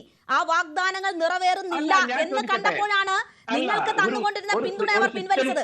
അത് തെരഞ്ഞെടുപ്പുകളിൽ പ്രതിഫലിച്ചതാണ്. അതിനുശേഷവും അവരുടെ ആവശ്യങ്ങളിൽ ഒരു പരിഗണനയും ലഭിക്കുന്നില്ല എന്ന് കണ്ടപ്പോൾ പ്രക്ഷോഭമായി. താങ്കൾ പറയുന്നതിൽ തന്നെ എങ്ങനെ അവിടെ ആ സംഭവങ്ങൾ, ആ സാഹചര്യം സൃഷ്ടിക്കപ്പെട്ടു എന്നതിന്റെ ഉത്തരം താങ്കൾ പറയുന്നതിൽ തന്നെയുണ്ട്. ജമ്മുവിന്റെയും കാശ്മീരിന്റെയും ലഡാക്കിന്റെയും കൃത്യമായ വികസന പ്രവർത്തനങ്ങൾക്ക് ആക്കം കൂട്ടാനാണ് മേഡം. നിങ്ങൾ മനസ്സിലാക്കണം, 2022 മുതൽ 2025 വരെയുള്ള കാലഘട്ടത്തിൽ ലഡാക്കിലേക്ക് മാത്രം ഇന്ത്യ മഹാരാഷ്ട്രത്തിൽ പോയിട്ടുള്ള സഞ്ചാരികളുടെ എണ്ണം എന്ന് പറഞ്ഞാൽ 6 ലക്ഷം ആളുകളാണ്. ഈ കേരളത്തിൽ സാമ്പത്തികമായിട്ട് ടൂറിസം മേഖലയുടെ വലിയ രീതിയിലുള്ള മുന്നേറ്റത്തിലേക്കാണ് ലഡാക്ക് പോയിട്ടുള്ളത്. ലഡാക്കിന്റെ വിഭവങ്ങളെ ഉപയോഗിച്ച് വലിയ രീതിയിലുള്ള നേട്ടങ്ങളുമായിട്ട് കേന്ദ്ര സർക്കാർ മുന്നോട്ട്. ഇനി അവരുടെ ആവശ്യം എന്ന് പറയുന്നത് അവരുടെ സംസ്ഥാന പദവി ആയിക്കോട്ടെ, ഗോത്രമേഖലയിലെ പരിഗണന ആയിക്കോട്ടെ, അതുമായി ബന്ധപ്പെട്ടുകൊണ്ട് ഒക്ടോബർ 6-ാം തീയതി കൃത്യമായിട്ടുള്ള കേന്ദ്ര സർക്കാരിന്റെ മീറ്റിംഗ് നിശ്ചയിച്ചപ്പോഴാണ് ഈ വാങ്ചോക്ക് എന്ന് പറയുന്ന വ്യക്തി നിരാഹാരം കിടക്കുന്നത്. നിങ്ങൾ മനസ്സിലാക്കണം. അവിടെയാണ് ഞങ്ങൾ പറയുന്നത്, ഇവിടെ ഈ പറയുന്ന പലതരത്തിലുള്ള രാജ്യവിരുദ്ധ ശക്തികളുടെ കയ്യിൽ ആയുധമായിട്ട് ഒരു വാങ്ചുക്ക് വന്നാലൊന്നും ഈ രാജ്യത്തിലെ ജനങ്ങളൊന്നും അങ്ങനെ ഇറങ്ങിത്തിരിക്കില്ല മേഡം. പിന്നെ ഇവരിപ്പോ നോക്കൂ, അങ്ങനെ രാജ്യത്തിനെതിരെയുള്ള കലാപത്തിന്റെ ഭാഗമായ BJP ഒരു ഓഫീസ് എന്തിനാ ഇവർ തീയിടുന്നത്? CRPF ഓഫീസുകൾ, CRP വാഹനങ്ങൾ എന്തിനാ കത്തിക്കുന്നത്? സംസ്ഥാന സർക്കാരിന്റെയും കേന്ദ്ര സർക്കാരിന്റെയും ഒക്കെയുള്ള ഗവൺമെന്റ് ഓഫീസുകൾ എന്തിനാ ആക്രമിക്കുന്നത്? അപ്പോൾ തന്നെ മനസ്സിലാക്കാം ഇത് തന്നെയാണ് നമ്മുടെ ഈ നേപ്പാളിലും നമ്മുടെ ഈ ശ്രീലങ്കയിലും ബംഗ്ലാദേശിലും ഉണ്ടായത്. അത് ഈ രാജ്യത്ത് ആവർത്തിക്കുന്നതിന്റെ ഒരു ടെസ്റ്റ് ഡോസ് എന്ന രീതിയിൽ രാഹുൽ ഗാന്ധിയുടെ ഒരു പറയുന്നത്, രാഹുൽ ഗാന്ധിയുടെ ഒരു മോഹത്തിന്റെ ഒരു മോഹഭംഗമാണ് സത്യത്തിൽ ലഡാക്കിൽ നടന്നത്. അദ്ദേഹത്തിന്റെ മോഹത്തിനനുസൃതമായിക്കൊണ്ട് അല്ലെങ്കിൽ അധികാരം രാജ്യത്തിന്റെ ഒരു ഭാഗത്ത്, അതും വളരെ തന്ത്രപ്രധാനമായ ചൈനയുമായി അതിർത്തി പങ്കിടുന്ന ഭാഗമാണ് എന്ന് കൂടി ആലോചിക്കണം. അവിടെ ജനങ്ങൾ അസ്വസ്ഥരാണ്, ജനങ്ങൾക്ക് പ്രശ്നങ്ങളുണ്ട് എന്ന് ബോധ്യപ്പെട്ടിട്ടും അടിയന്തര പ്രാധാന്യത്തോടുകൂടി ആ വിഷയം അഡ്രസ് ചെയ്യാതെ അങ്ങനെ ഒരു സംഘർഷത്തിലേക്ക് കാര്യങ്ങൾ എത്തിക്കുകയും അവിടെ ആ സംഘർഷം വരുത്തിവെക്കുകയും ചെയ്തിട്ട് അത് രാഹുൽ ഗാന്ധിയുടെ തലയിൽ ഇട്ടുകൊടുത്താൽ ഞങ്ങൾ ഉത്തരവാദിത്തം കഴിഞ്ഞു. ഞങ്ങൾക്ക് ഇത് കാണിച്ച് ബീഹാറിൽ മറ്റിടങ്ങളിൽ ഇത് കാണിച്ചത് ആ രാജ്യത്തിനെതിരെ പ്രവർത്തിക്കുന്നു രാഹുൽ ഗാന്ധി എന്ന് പറയാൻ ഒരു അവസരം കിട്ടിയാൽ നല്ലത് എന്നതായിരുന്നു. ഈ പ്രശ്നം ഇത്രമേൽ സംഘർഷഭരിതമാകുന്നത് വരെ നീട്ടിക്കൊണ്ടുപോയതിലൂടെ നിങ്ങൾ ലക്ഷ്യമിട്ടത്. അങ്ങനെയല്ലോ ഈ രാജ്യത്ത് മേഡം, ഇന്ത്യ മഹാരാജ്യത്തുള്ള മുഴുവൻ സംസ്ഥാനങ്ങളും പ്രാദേശികമായിട്ടും രാജ്യവിരുദ്ധ പ്രവർത്തനം നടത്തുന്ന അനവധി പ്രസ്ഥാനങ്ങളുണ്ട്, അനവധി സംഘടനകളുണ്ട്. ആ സംഘടനകളൊക്കെ തന്നെ പല രീതിയിലുള്ള രാജ്യവിരുദ്ധ പ്രവർത്തനം നടത്തുന്നുണ്ട്. അതിന്റെ ഒരു ടെസ്റ്റ് ഡോസ് എന്ന രീതിയിൽ ഒരു ലഡാക്ക് മോഡലിലേക്ക് അവർ കൊണ്ടുവരികയാണ്. ആ ലഡാക്ക് മോഡൽ ഇങ്ങനെ കൊണ്ടുവന്നു കഴിഞ്ഞാൽ ഉണ്ടാകുന്നതിന്റെ ഭവിഷ്യത്ത് എന്താണെന്ന് ഇപ്പോൾ ഈ പ്രക്ഷോഭത്തിന് ഇറങ്ങുന്ന ആളുകൾക്കൊക്കെ കൃത്യമായിട്ട് മനസ്സിലായിട്ടുണ്ടാകും. ശരി, താങ്കൾ പറഞ്ഞു പൂർത്തിയാക്കിയതാണെന്ന് ഞാൻ കരുതുന്നു. ഞാൻ താങ്കളിലേക്ക് തിരിച്ചെത്താം. ഡോക്ടർ മോഹൻ വർഗീസ്, നോക്കൂ, പ്രക്ഷോഭത്തിലേക്ക് നയിച്ച സാഹചര്യങ്ങൾ എന്താണ് എന്നത്, അടിസ്ഥാനപരമായ വിഷയം എന്താണ് എന്നത് കേന്ദ്ര സർക്കാരിന് ഉൾപ്പെടെ അറിയാം. ഞാൻ നേരത്തെ സൂചിപ്പിച്ചതുപോലെ ഇത് ചൈനയുമായി അതിർത്തി പങ്കിടുന്ന പ്രദേശമാണ്. ഗാൽവാനിലുണ്ടായ പ്രശ്നം എത്രമാത്രം ഇന്ത്യ ചൈന ബന്ധത്തെ ബാധിച്ചു എന്നത് നമുക്കറിയാം. എല്ലാ തരത്തിലുള്ള സഹകരണവും നിർത്തിവെക്കുന്ന സാഹചര്യം പോലും ഉണ്ടായി. ആ മേഖലയിലാണ് ഈ പ്രശ്നം ഈ രീതിയിൽ സംഘർഷഭരിതമാകുന്ന മുഹൂർത്തം വരെ കേന്ദ്ര സർക്കാർ പരിഹരിക്കാതെ കൊണ്ടുപോയത്.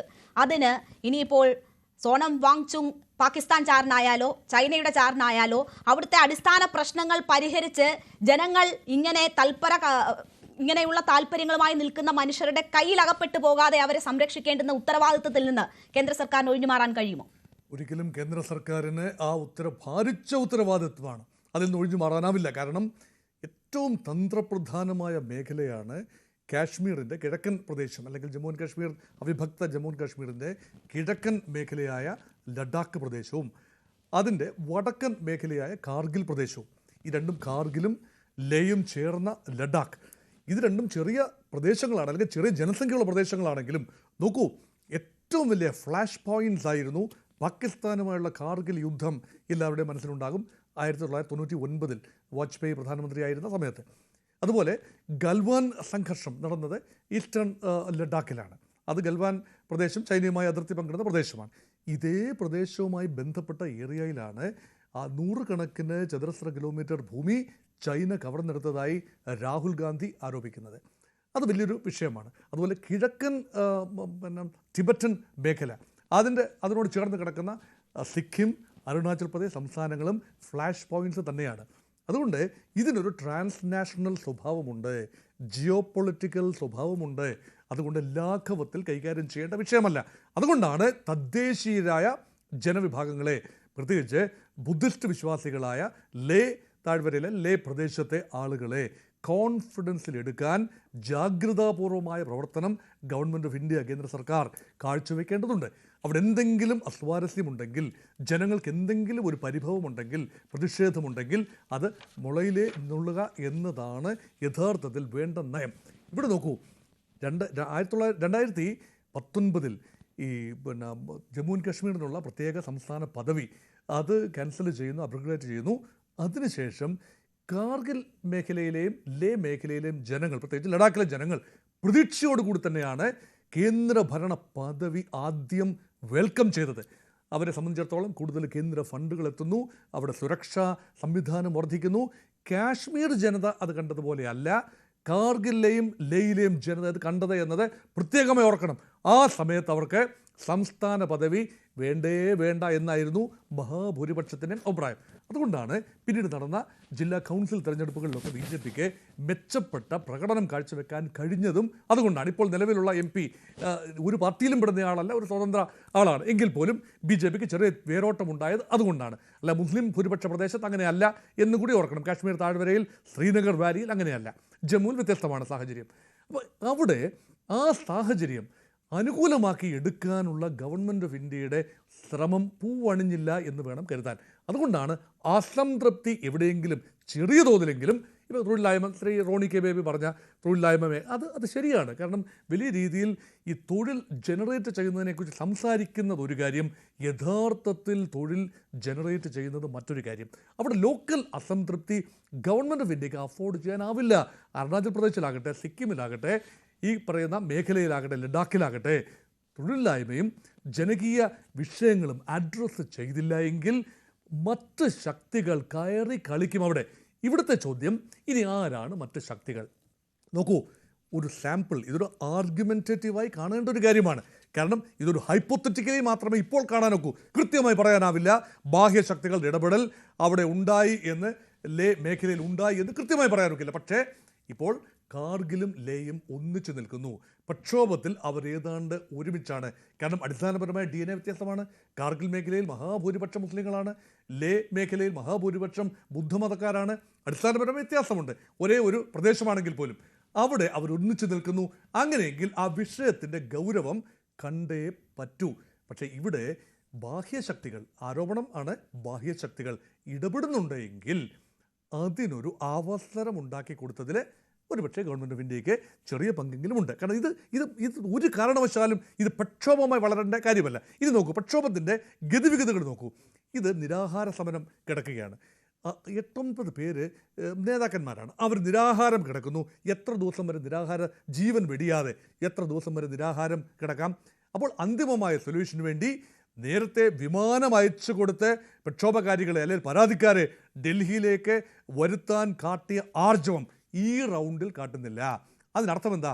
നാളെ ഒരു മീറ്റിംഗ് ഉണ്ടായെന്ന് പറയുന്നു, അത് അന്തിമമായ കാര്യമല്ല. ഒക്ടോബർ മാസം 10-ാം തീയതി, അപ്പം ഇന്നേക്ക് ഇനി ഒരു 10-12-14 ദിവസം കൂടി വൈകി നടക്കേണ്ട ആ മീറ്റിംഗ്, അതുവരെ ഇവർ ജീവിച്ചിരിക്കില്ല എന്നൊരു പ്രതീതി ഉണ്ടായി. അതോടൊപ്പം തന്നെ നാളെ അനൗദ്യോഗികമായി മീറ്റിംഗ് ഉണ്ടായിരുന്നു. ഔദ്യോഗികമായി അവരെ അറിയിച്ചത് ഒക്ടോബർ 6-ന് ചർച്ച ചെയ്യുന്നതാണ്. ശ്രീ പ്രിന്റു മഹാദേവ്, നിങ്ങൾ ഇവിടെ സമരം കിടന്നാൽ പിണറായി വിജയൻ സർക്കാർ അടുത്ത മാസം നിങ്ങൾ ഇവിടെ ഏതെങ്കിലും വിഷയം ഉയർത്തി, ഏതെങ്കിലും നിങ്ങളുടെ അടിസ്ഥാനപരമായ വിഷയം ഉയർത്തി സമരം കിടക്കുമ്പോൾ പിണറായി വിജയൻ സർക്കാർ പറയുന്നു അടുത്ത മാസം അവസാനം സംസാരിക്കാമെന്ന് പറഞ്ഞാൽ നിങ്ങൾക്ക് സമ്മതമാകുമോ? 4 വർഷമായി അവരുമായി ഈ വിഷയങ്ങളിൽ ചർച്ചകൾ നടക്കുകയാണ്. അവരുടെ ബുദ്ധിമുട്ടുകൾ അവർ അറിയിക്കുകയാണ്. അപ്പോൾ ശ്രീ പ്രിന്റു, ഇത് ഇവിടെ ഒരു ഡേറ്റിന്റെ വിഷയം മാത്രമാണ്. ഇതൊരു ആരോപണമായി, അതാണ് ഞാൻ പറഞ്ഞത്, ഒരു ആരോപണമാണ്. അങ്ങ് ഡിപ്ലോമാറ്റിക്കായി സംസാരിക്കുന്ന ഒരാളാണ്. അങ്ങ് തന്നെ പറയും 6-ാം തീയതി കേന്ദ്ര സർക്കാർ ഇവരുമായിട്ട് ചർച്ച വെക്കുന്ന സമയത്ത് ഈ പറയുന്ന സോനം വാങ്ങിച്ചിട്ട് അദ്ദേഹം നിരാഹാരം കിടക്കുകയാണ്. എന്നിട്ട് അത് ചർച്ച നടക്കുന്നതിന്റെ ഒരു 10 ദിവസങ്ങൾക്ക് മുമ്പ് അവിടുത്തെ യുവാക്കളെയും ജനങ്ങളെയും തെരുവിലേക്ക് ഇറക്കി വിടുമ്പോൾ അവരുടെ ഉദ്ദേശശുദ്ധി എന്താണ്? ഇറക്കി വിട്ടതാണോ സ്വയം ഇറങ്ങിയതാണോ എന്ന് ഈ സമാധാന മാർഗമുള്ള സമരം വേണ്ട, ഞങ്ങൾ ഗാന്ധിയൻ മാർഗം ഉപേക്ഷിക്കുന്നു എന്ന് പറഞ്ഞ് അവർ പ്രക്ഷോഭ രംഗത്തേക്ക് ഇറങ്ങിയത് എന്ന് പറയപ്പെടുന്നു. എന്താണ് സംഭവിച്ചതെന്ന് നമ്മൾ കണ്ടിരിക്കണമല്ലോ. ഒരു സംവിധാനങ്ങൾ കേന്ദ്ര സർക്കാർ അവരോട് ചർച്ചയ്ക്ക് തയ്യാറാകുന്നില്ലെങ്കിൽ നിങ്ങൾ പറയുന്നത് ശരിയാണ്. ചർച്ചയ്ക്ക് 2 ചർച്ചകൾക്ക് തയ്യാറായി നിൽക്കുന്ന സാഹചര്യത്തിൽ ഒരു പെട്ടെന്ന് ഒരു കലാപം ഉണ്ടാക്കിക്കൊണ്ട് BJP ഓഫീസുകളും അവിടുത്തെ സൈനികരെയും ആക്രമിക്കുന്നതിന് പിന്നിൽ ലക്ഷ്യം എന്താണ്? അവിടെയാണ് പറയുന്നത് ഇത് ജൻസിയാണ്, രാഹുൽ ഗാന്ധിയുടെ ഗൂഢാലോചനയുള്ള ജൻസിയാണ്. ആ ജൻസിയൊന്നും ഇന്ത്യ മഹാരാജ്യത്ത് നടക്കില്ല. ഇത് നേപ്പാളിലെ പ്രധാനമന്ത്രിയല്ല ഭരിക്കുന്നത്, നിങ്ങൾ മനസ്സിലാക്കണം. ശ്രീലങ്കയിലെ പ്രധാനമന്ത്രിയല്ല. ചങ്കറപ്പും നട്ടവപ്പും നെഞ്ചളവും കൂടുതലുള്ള അങ്ങനെ ഒരുപാട് വെല്ലുവിളികൾ ഇന്ത്യ എന്ന രാഷ്ട്രം അഭിമുഖീകരിച്ചിട്ടുണ്ട്, അതിനെ മറികടന്നിട്ടുണ്ട്. അത് ഇപ്പൊ മാത്രമല്ല, ഇങ്ങനെയുള്ള ഏത് സാഹചര്യങ്ങളെയും മറികടക്കാൻ, അത് ബാഹ്യശക്തികളുടെ ഏത് ഇടപെടലിനെയും മറികടക്കാൻ ഇന്ത്യ ശ്രമിച്ചിട്ടുണ്ട്. ഇന്ത്യ എന്ന രാഷ്ട്രത്തിന്റെ സ്വഭാവം പരിശോധിച്ചാൽ അത് മുൻപും സാധ്യമായിട്ടുണ്ട്. ഇതിനേക്കാൾ ചങ്കുറപ്പുള്ള രാഷ്ട്രത്തലവന്മാർ ഇന്ത്യക്ക് മുൻപും ഉണ്ടായിട്ടുണ്ട്. അത് നമ്മുടെ രാഷ്ട്രത്തിന്റെ കെട്ടുറപ്പാണല്ലോ. അങ്ങനെയല്ല ഞാൻ ഉദ്ദേശിച്ചത്. ഇവിടെ ഇങ്ങനെ ഒരു മുതലെടുപ്പിനുള്ള സാധ്യത ഉണ്ട് എങ്കിൽ പോലും അതിലേക്ക് നയിക്കാതെ ആ പ്രശ്നങ്ങൾ പരിഹരിക്കപ്പെടേണ്ടതില്ലേ എന്ന പോയിന്റിലേക്ക് താങ്കൾ വരുന്നില്ല. ആ പോയിന്റിലേക്ക് താങ്കൾ വരുന്നില്ല. ഞങ്ങൾ അടിച്ചൊതുക്കിയില്ലേ എന്നതാണ് ചോദിക്കുന്നത്. ശ്രീ പ്രിന്റു, ഇതിനകത്ത് ശ്രീ പ്രിന്റു ഒന്ന് ശ്രദ്ധിക്കാമെങ്കിൽ അത് പറയാം. ഇതിനകത്ത് ഇത് നമ്മുടെ രാജ്യത്തിൻ്റെ സുരക്ഷയുടെ വിഷയമാണ്, ഇന്ത്യ മഹാരാജ്യത്തിൻ്റെ സുരക്ഷയുടെ വിഷയമാണ്. അതിന് ഒരു ചെറിയ വൈകല്യമെങ്കിലും ചെറിയ ഒരു പ്രദേശത്ത് ലഡാക്ക് എന്ന് പറയുന്ന തന്ത്രപ്രധാനമായ മേഖല ഒരിക്കൽ പോലും അവിടുത്തെ ജനതയുടെ പ്രക്ഷോഭം എന്ന് പറയുന്നില്ല, ജനതയുടെ എന്തെങ്കിലും ഈ ബുദ്ധിമുട്ടുകൾ ഉണ്ടെങ്കിൽ അത് അതാത് സമയത്ത് പരിഹരിച്ചു പോകേണ്ടത് വളരെ ആവശ്യം തന്നെയാണ്. കാരണം മധ്യപ്രദേശിൽ സംഭവിക്കുന്ന പോലല്ല, അതൊരു അതിർത്തി സംസ്ഥാനമല്ല എന്ന് ഓർക്കണം. അവിടെയാണ് ഇവിടെ ഉണ്ടായ ഒരു നേപ്പാളിലെയും ബംഗ്ലാദേശിലെയും പ്രക്ഷോഭത്തിൻ്റെ ഒരു മിനിറ്റ് നേപ്പാളിലെയും ബംഗ്ലാദേശിലെയും വിഷയത്തിൻ്റെ ഒരു ചുവട് പിടിച്ചുകൊണ്ടാണ് പലരും ഇതിനെ അവലോകനം ചെയ്യുന്നത്. അതിൻ്റെ ഒരു ട്രെൻഡ് നോക്കൂ ശ്രീ പ്രിൻറ്റു, അതിൻ്റെ ട്രെൻഡ് ഒന്ന് നോക്കൂ. നേപ്പാളിലെ പ്രക്ഷോഭം ഒരു പകുതി പോലും ആയില്ല. തുടങ്ങി ഒരു ഗവൺമെൻറ് നേപ്പാൾ പ്രൊആക്റ്റീവായിട്ട് പ്രതികരിക്കാൻ നോക്കി, അപ്പോഴും കൈവിട്ടു പോയിരിക്കുന്നു. ബംഗ്ലാദേശിൽ ഷെയ്ഖ് ഹസീനയ്ക്കെതിരെയുള്ള പ്രക്ഷോഭം പകുതി വഴി കൈവിട്ടു പോയി കഴിഞ്ഞു. അവരെല്ലാം അംഗീകരിക്കാൻ തയ്യാറാണ്. ഇവിടെ ആ ഒരു ട്രെൻഡാണ് വരുന്നതെങ്കിൽ അതായിരിക്കാം ഒരുപക്ഷെ രാജ്യവിരുദ്ധ ശക്തികൾ ആഗ്രഹിക്കുന്നത്. ആ ട്രെൻഡ് വരാതിരിക്കാൻ ജാഗ്രത, അവിടെയാണ് ജനങ്ങളെ കോൺഫിഡൻസിലെടുക്കുക എന്നത് പ്രധാനപ്പെട്ട കാര്യമായി വരുന്നത്. അതുകൊണ്ട് ഈ 6-ാം തീയതി ഒക്ടോബർ 6 വരെ ചർച്ച നീട്ടിവെക്കേണ്ട ഉണ്ടായിരുന്നോ എന്ന ചോദ്യമാണ് പലരും ഇൻഡിപെൻഡൻ്റായി പലരും ചോദിക്കുന്ന അതാണ്. അത് മാത്രമേ ചോദിക്കാനുള്ളൂ. നോക്കൂ, അന്താരാഷ്ട്ര മാധ്യമങ്ങൾക്കുൾപ്പെടെ നേപ്പാളും ബംഗ്ലാദേശുമായി കൂട്ടിച്ചേർത്ത് വരയ്ക്കാൻ ഒരു വാർത്ത ഇട്ടുകൊടുത്തു, അല്ലെങ്കിൽ അങ്ങനെ ഒരു സാഹചര്യം സൃഷ്ടിക്കപ്പെട്ടു. അത് ഒഴിവാക്കാമായിരുന്നില്ലേ എന്നതാണ് ചോദ്യം.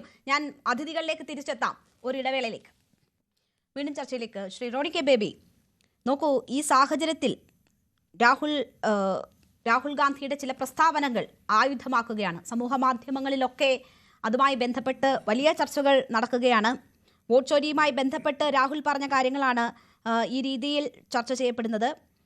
അത് മൊബോക്രസിയെക്കുറിച്ച് രാഹുൽ ഗാന്ധി പറഞ്ഞ വാക്കുകൾ, ഒപ്പം തന്നെ ഞങ്ങൾക്കിനി വിശ്വാസം എന്ന് പറയുന്നത് ജനങ്ങളിലാണ്, ജനങ്ങളുടെ ശക്തിയിലാണ് എന്ന് രാഹുൽ ഗാന്ധി പറഞ്ഞ കാര്യങ്ങളൊക്കെ എടുത്തു വെച്ചിട്ടാണ് കോൺഗ്രസിൻ്റെ ഇതുമായി ബന്ധിപ്പിക്കാനുള്ള ശ്രമം നടക്കുന്നത്. Congress party's strategy is to challenge the integrity of India's electoral system by building public pressure. We are playing the game of mass mobilization. That's the only way we have. Rahul ഗാന്ധിയുടെ പരാമർശങ്ങളാണ്. Youth, student, Gen Z of the country will save the constitution, protect democracy and stop vote theft. I always stand with them. അപ്പോൾ ജെൻസിയെ ലക്ഷ്യമിട്ട് അവരെ ഈ രീതിയിൽ പരുവപ്പെടുത്തുന്നതിന് രാഹുൽ നൽകിയ സന്ദേശം എന്നതാണ് BJPയുടെ ആരോപണം. ഇത് സ്വാഭാവികമായി വന്നുപോയതാണോ? ഈ ആരോപണങ്ങളെ കോൺഗ്രസ് എങ്ങനെ പ്രതിരോധിക്കും? സമൂഹ മാധ്യമങ്ങളിൽ നടക്കുന്ന ഈ വ്യാജ പ്രചരണങ്ങളെ എങ്ങനെ കോൺഗ്രസ് നേരിടും?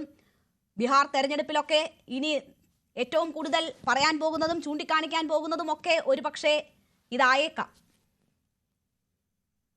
കേന്ദ്ര സർക്കാരും BJPയും അവരുടെ വീഴ്ചകൾക്ക് ഈ രാഹുൽ ഗാന്ധിയുടെ മേലെ എന്തിനാണ് കുതിര കയറുന്നതെന്ന് എനിക്ക് മനസ്സിലാവില്ല.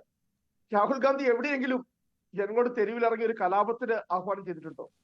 അദ്ദേഹം പറയുന്നത് ജനാധിപത്യത്തിന്റെ ശക്തി എന്നുള്ളത് ജനങ്ങളാണ്.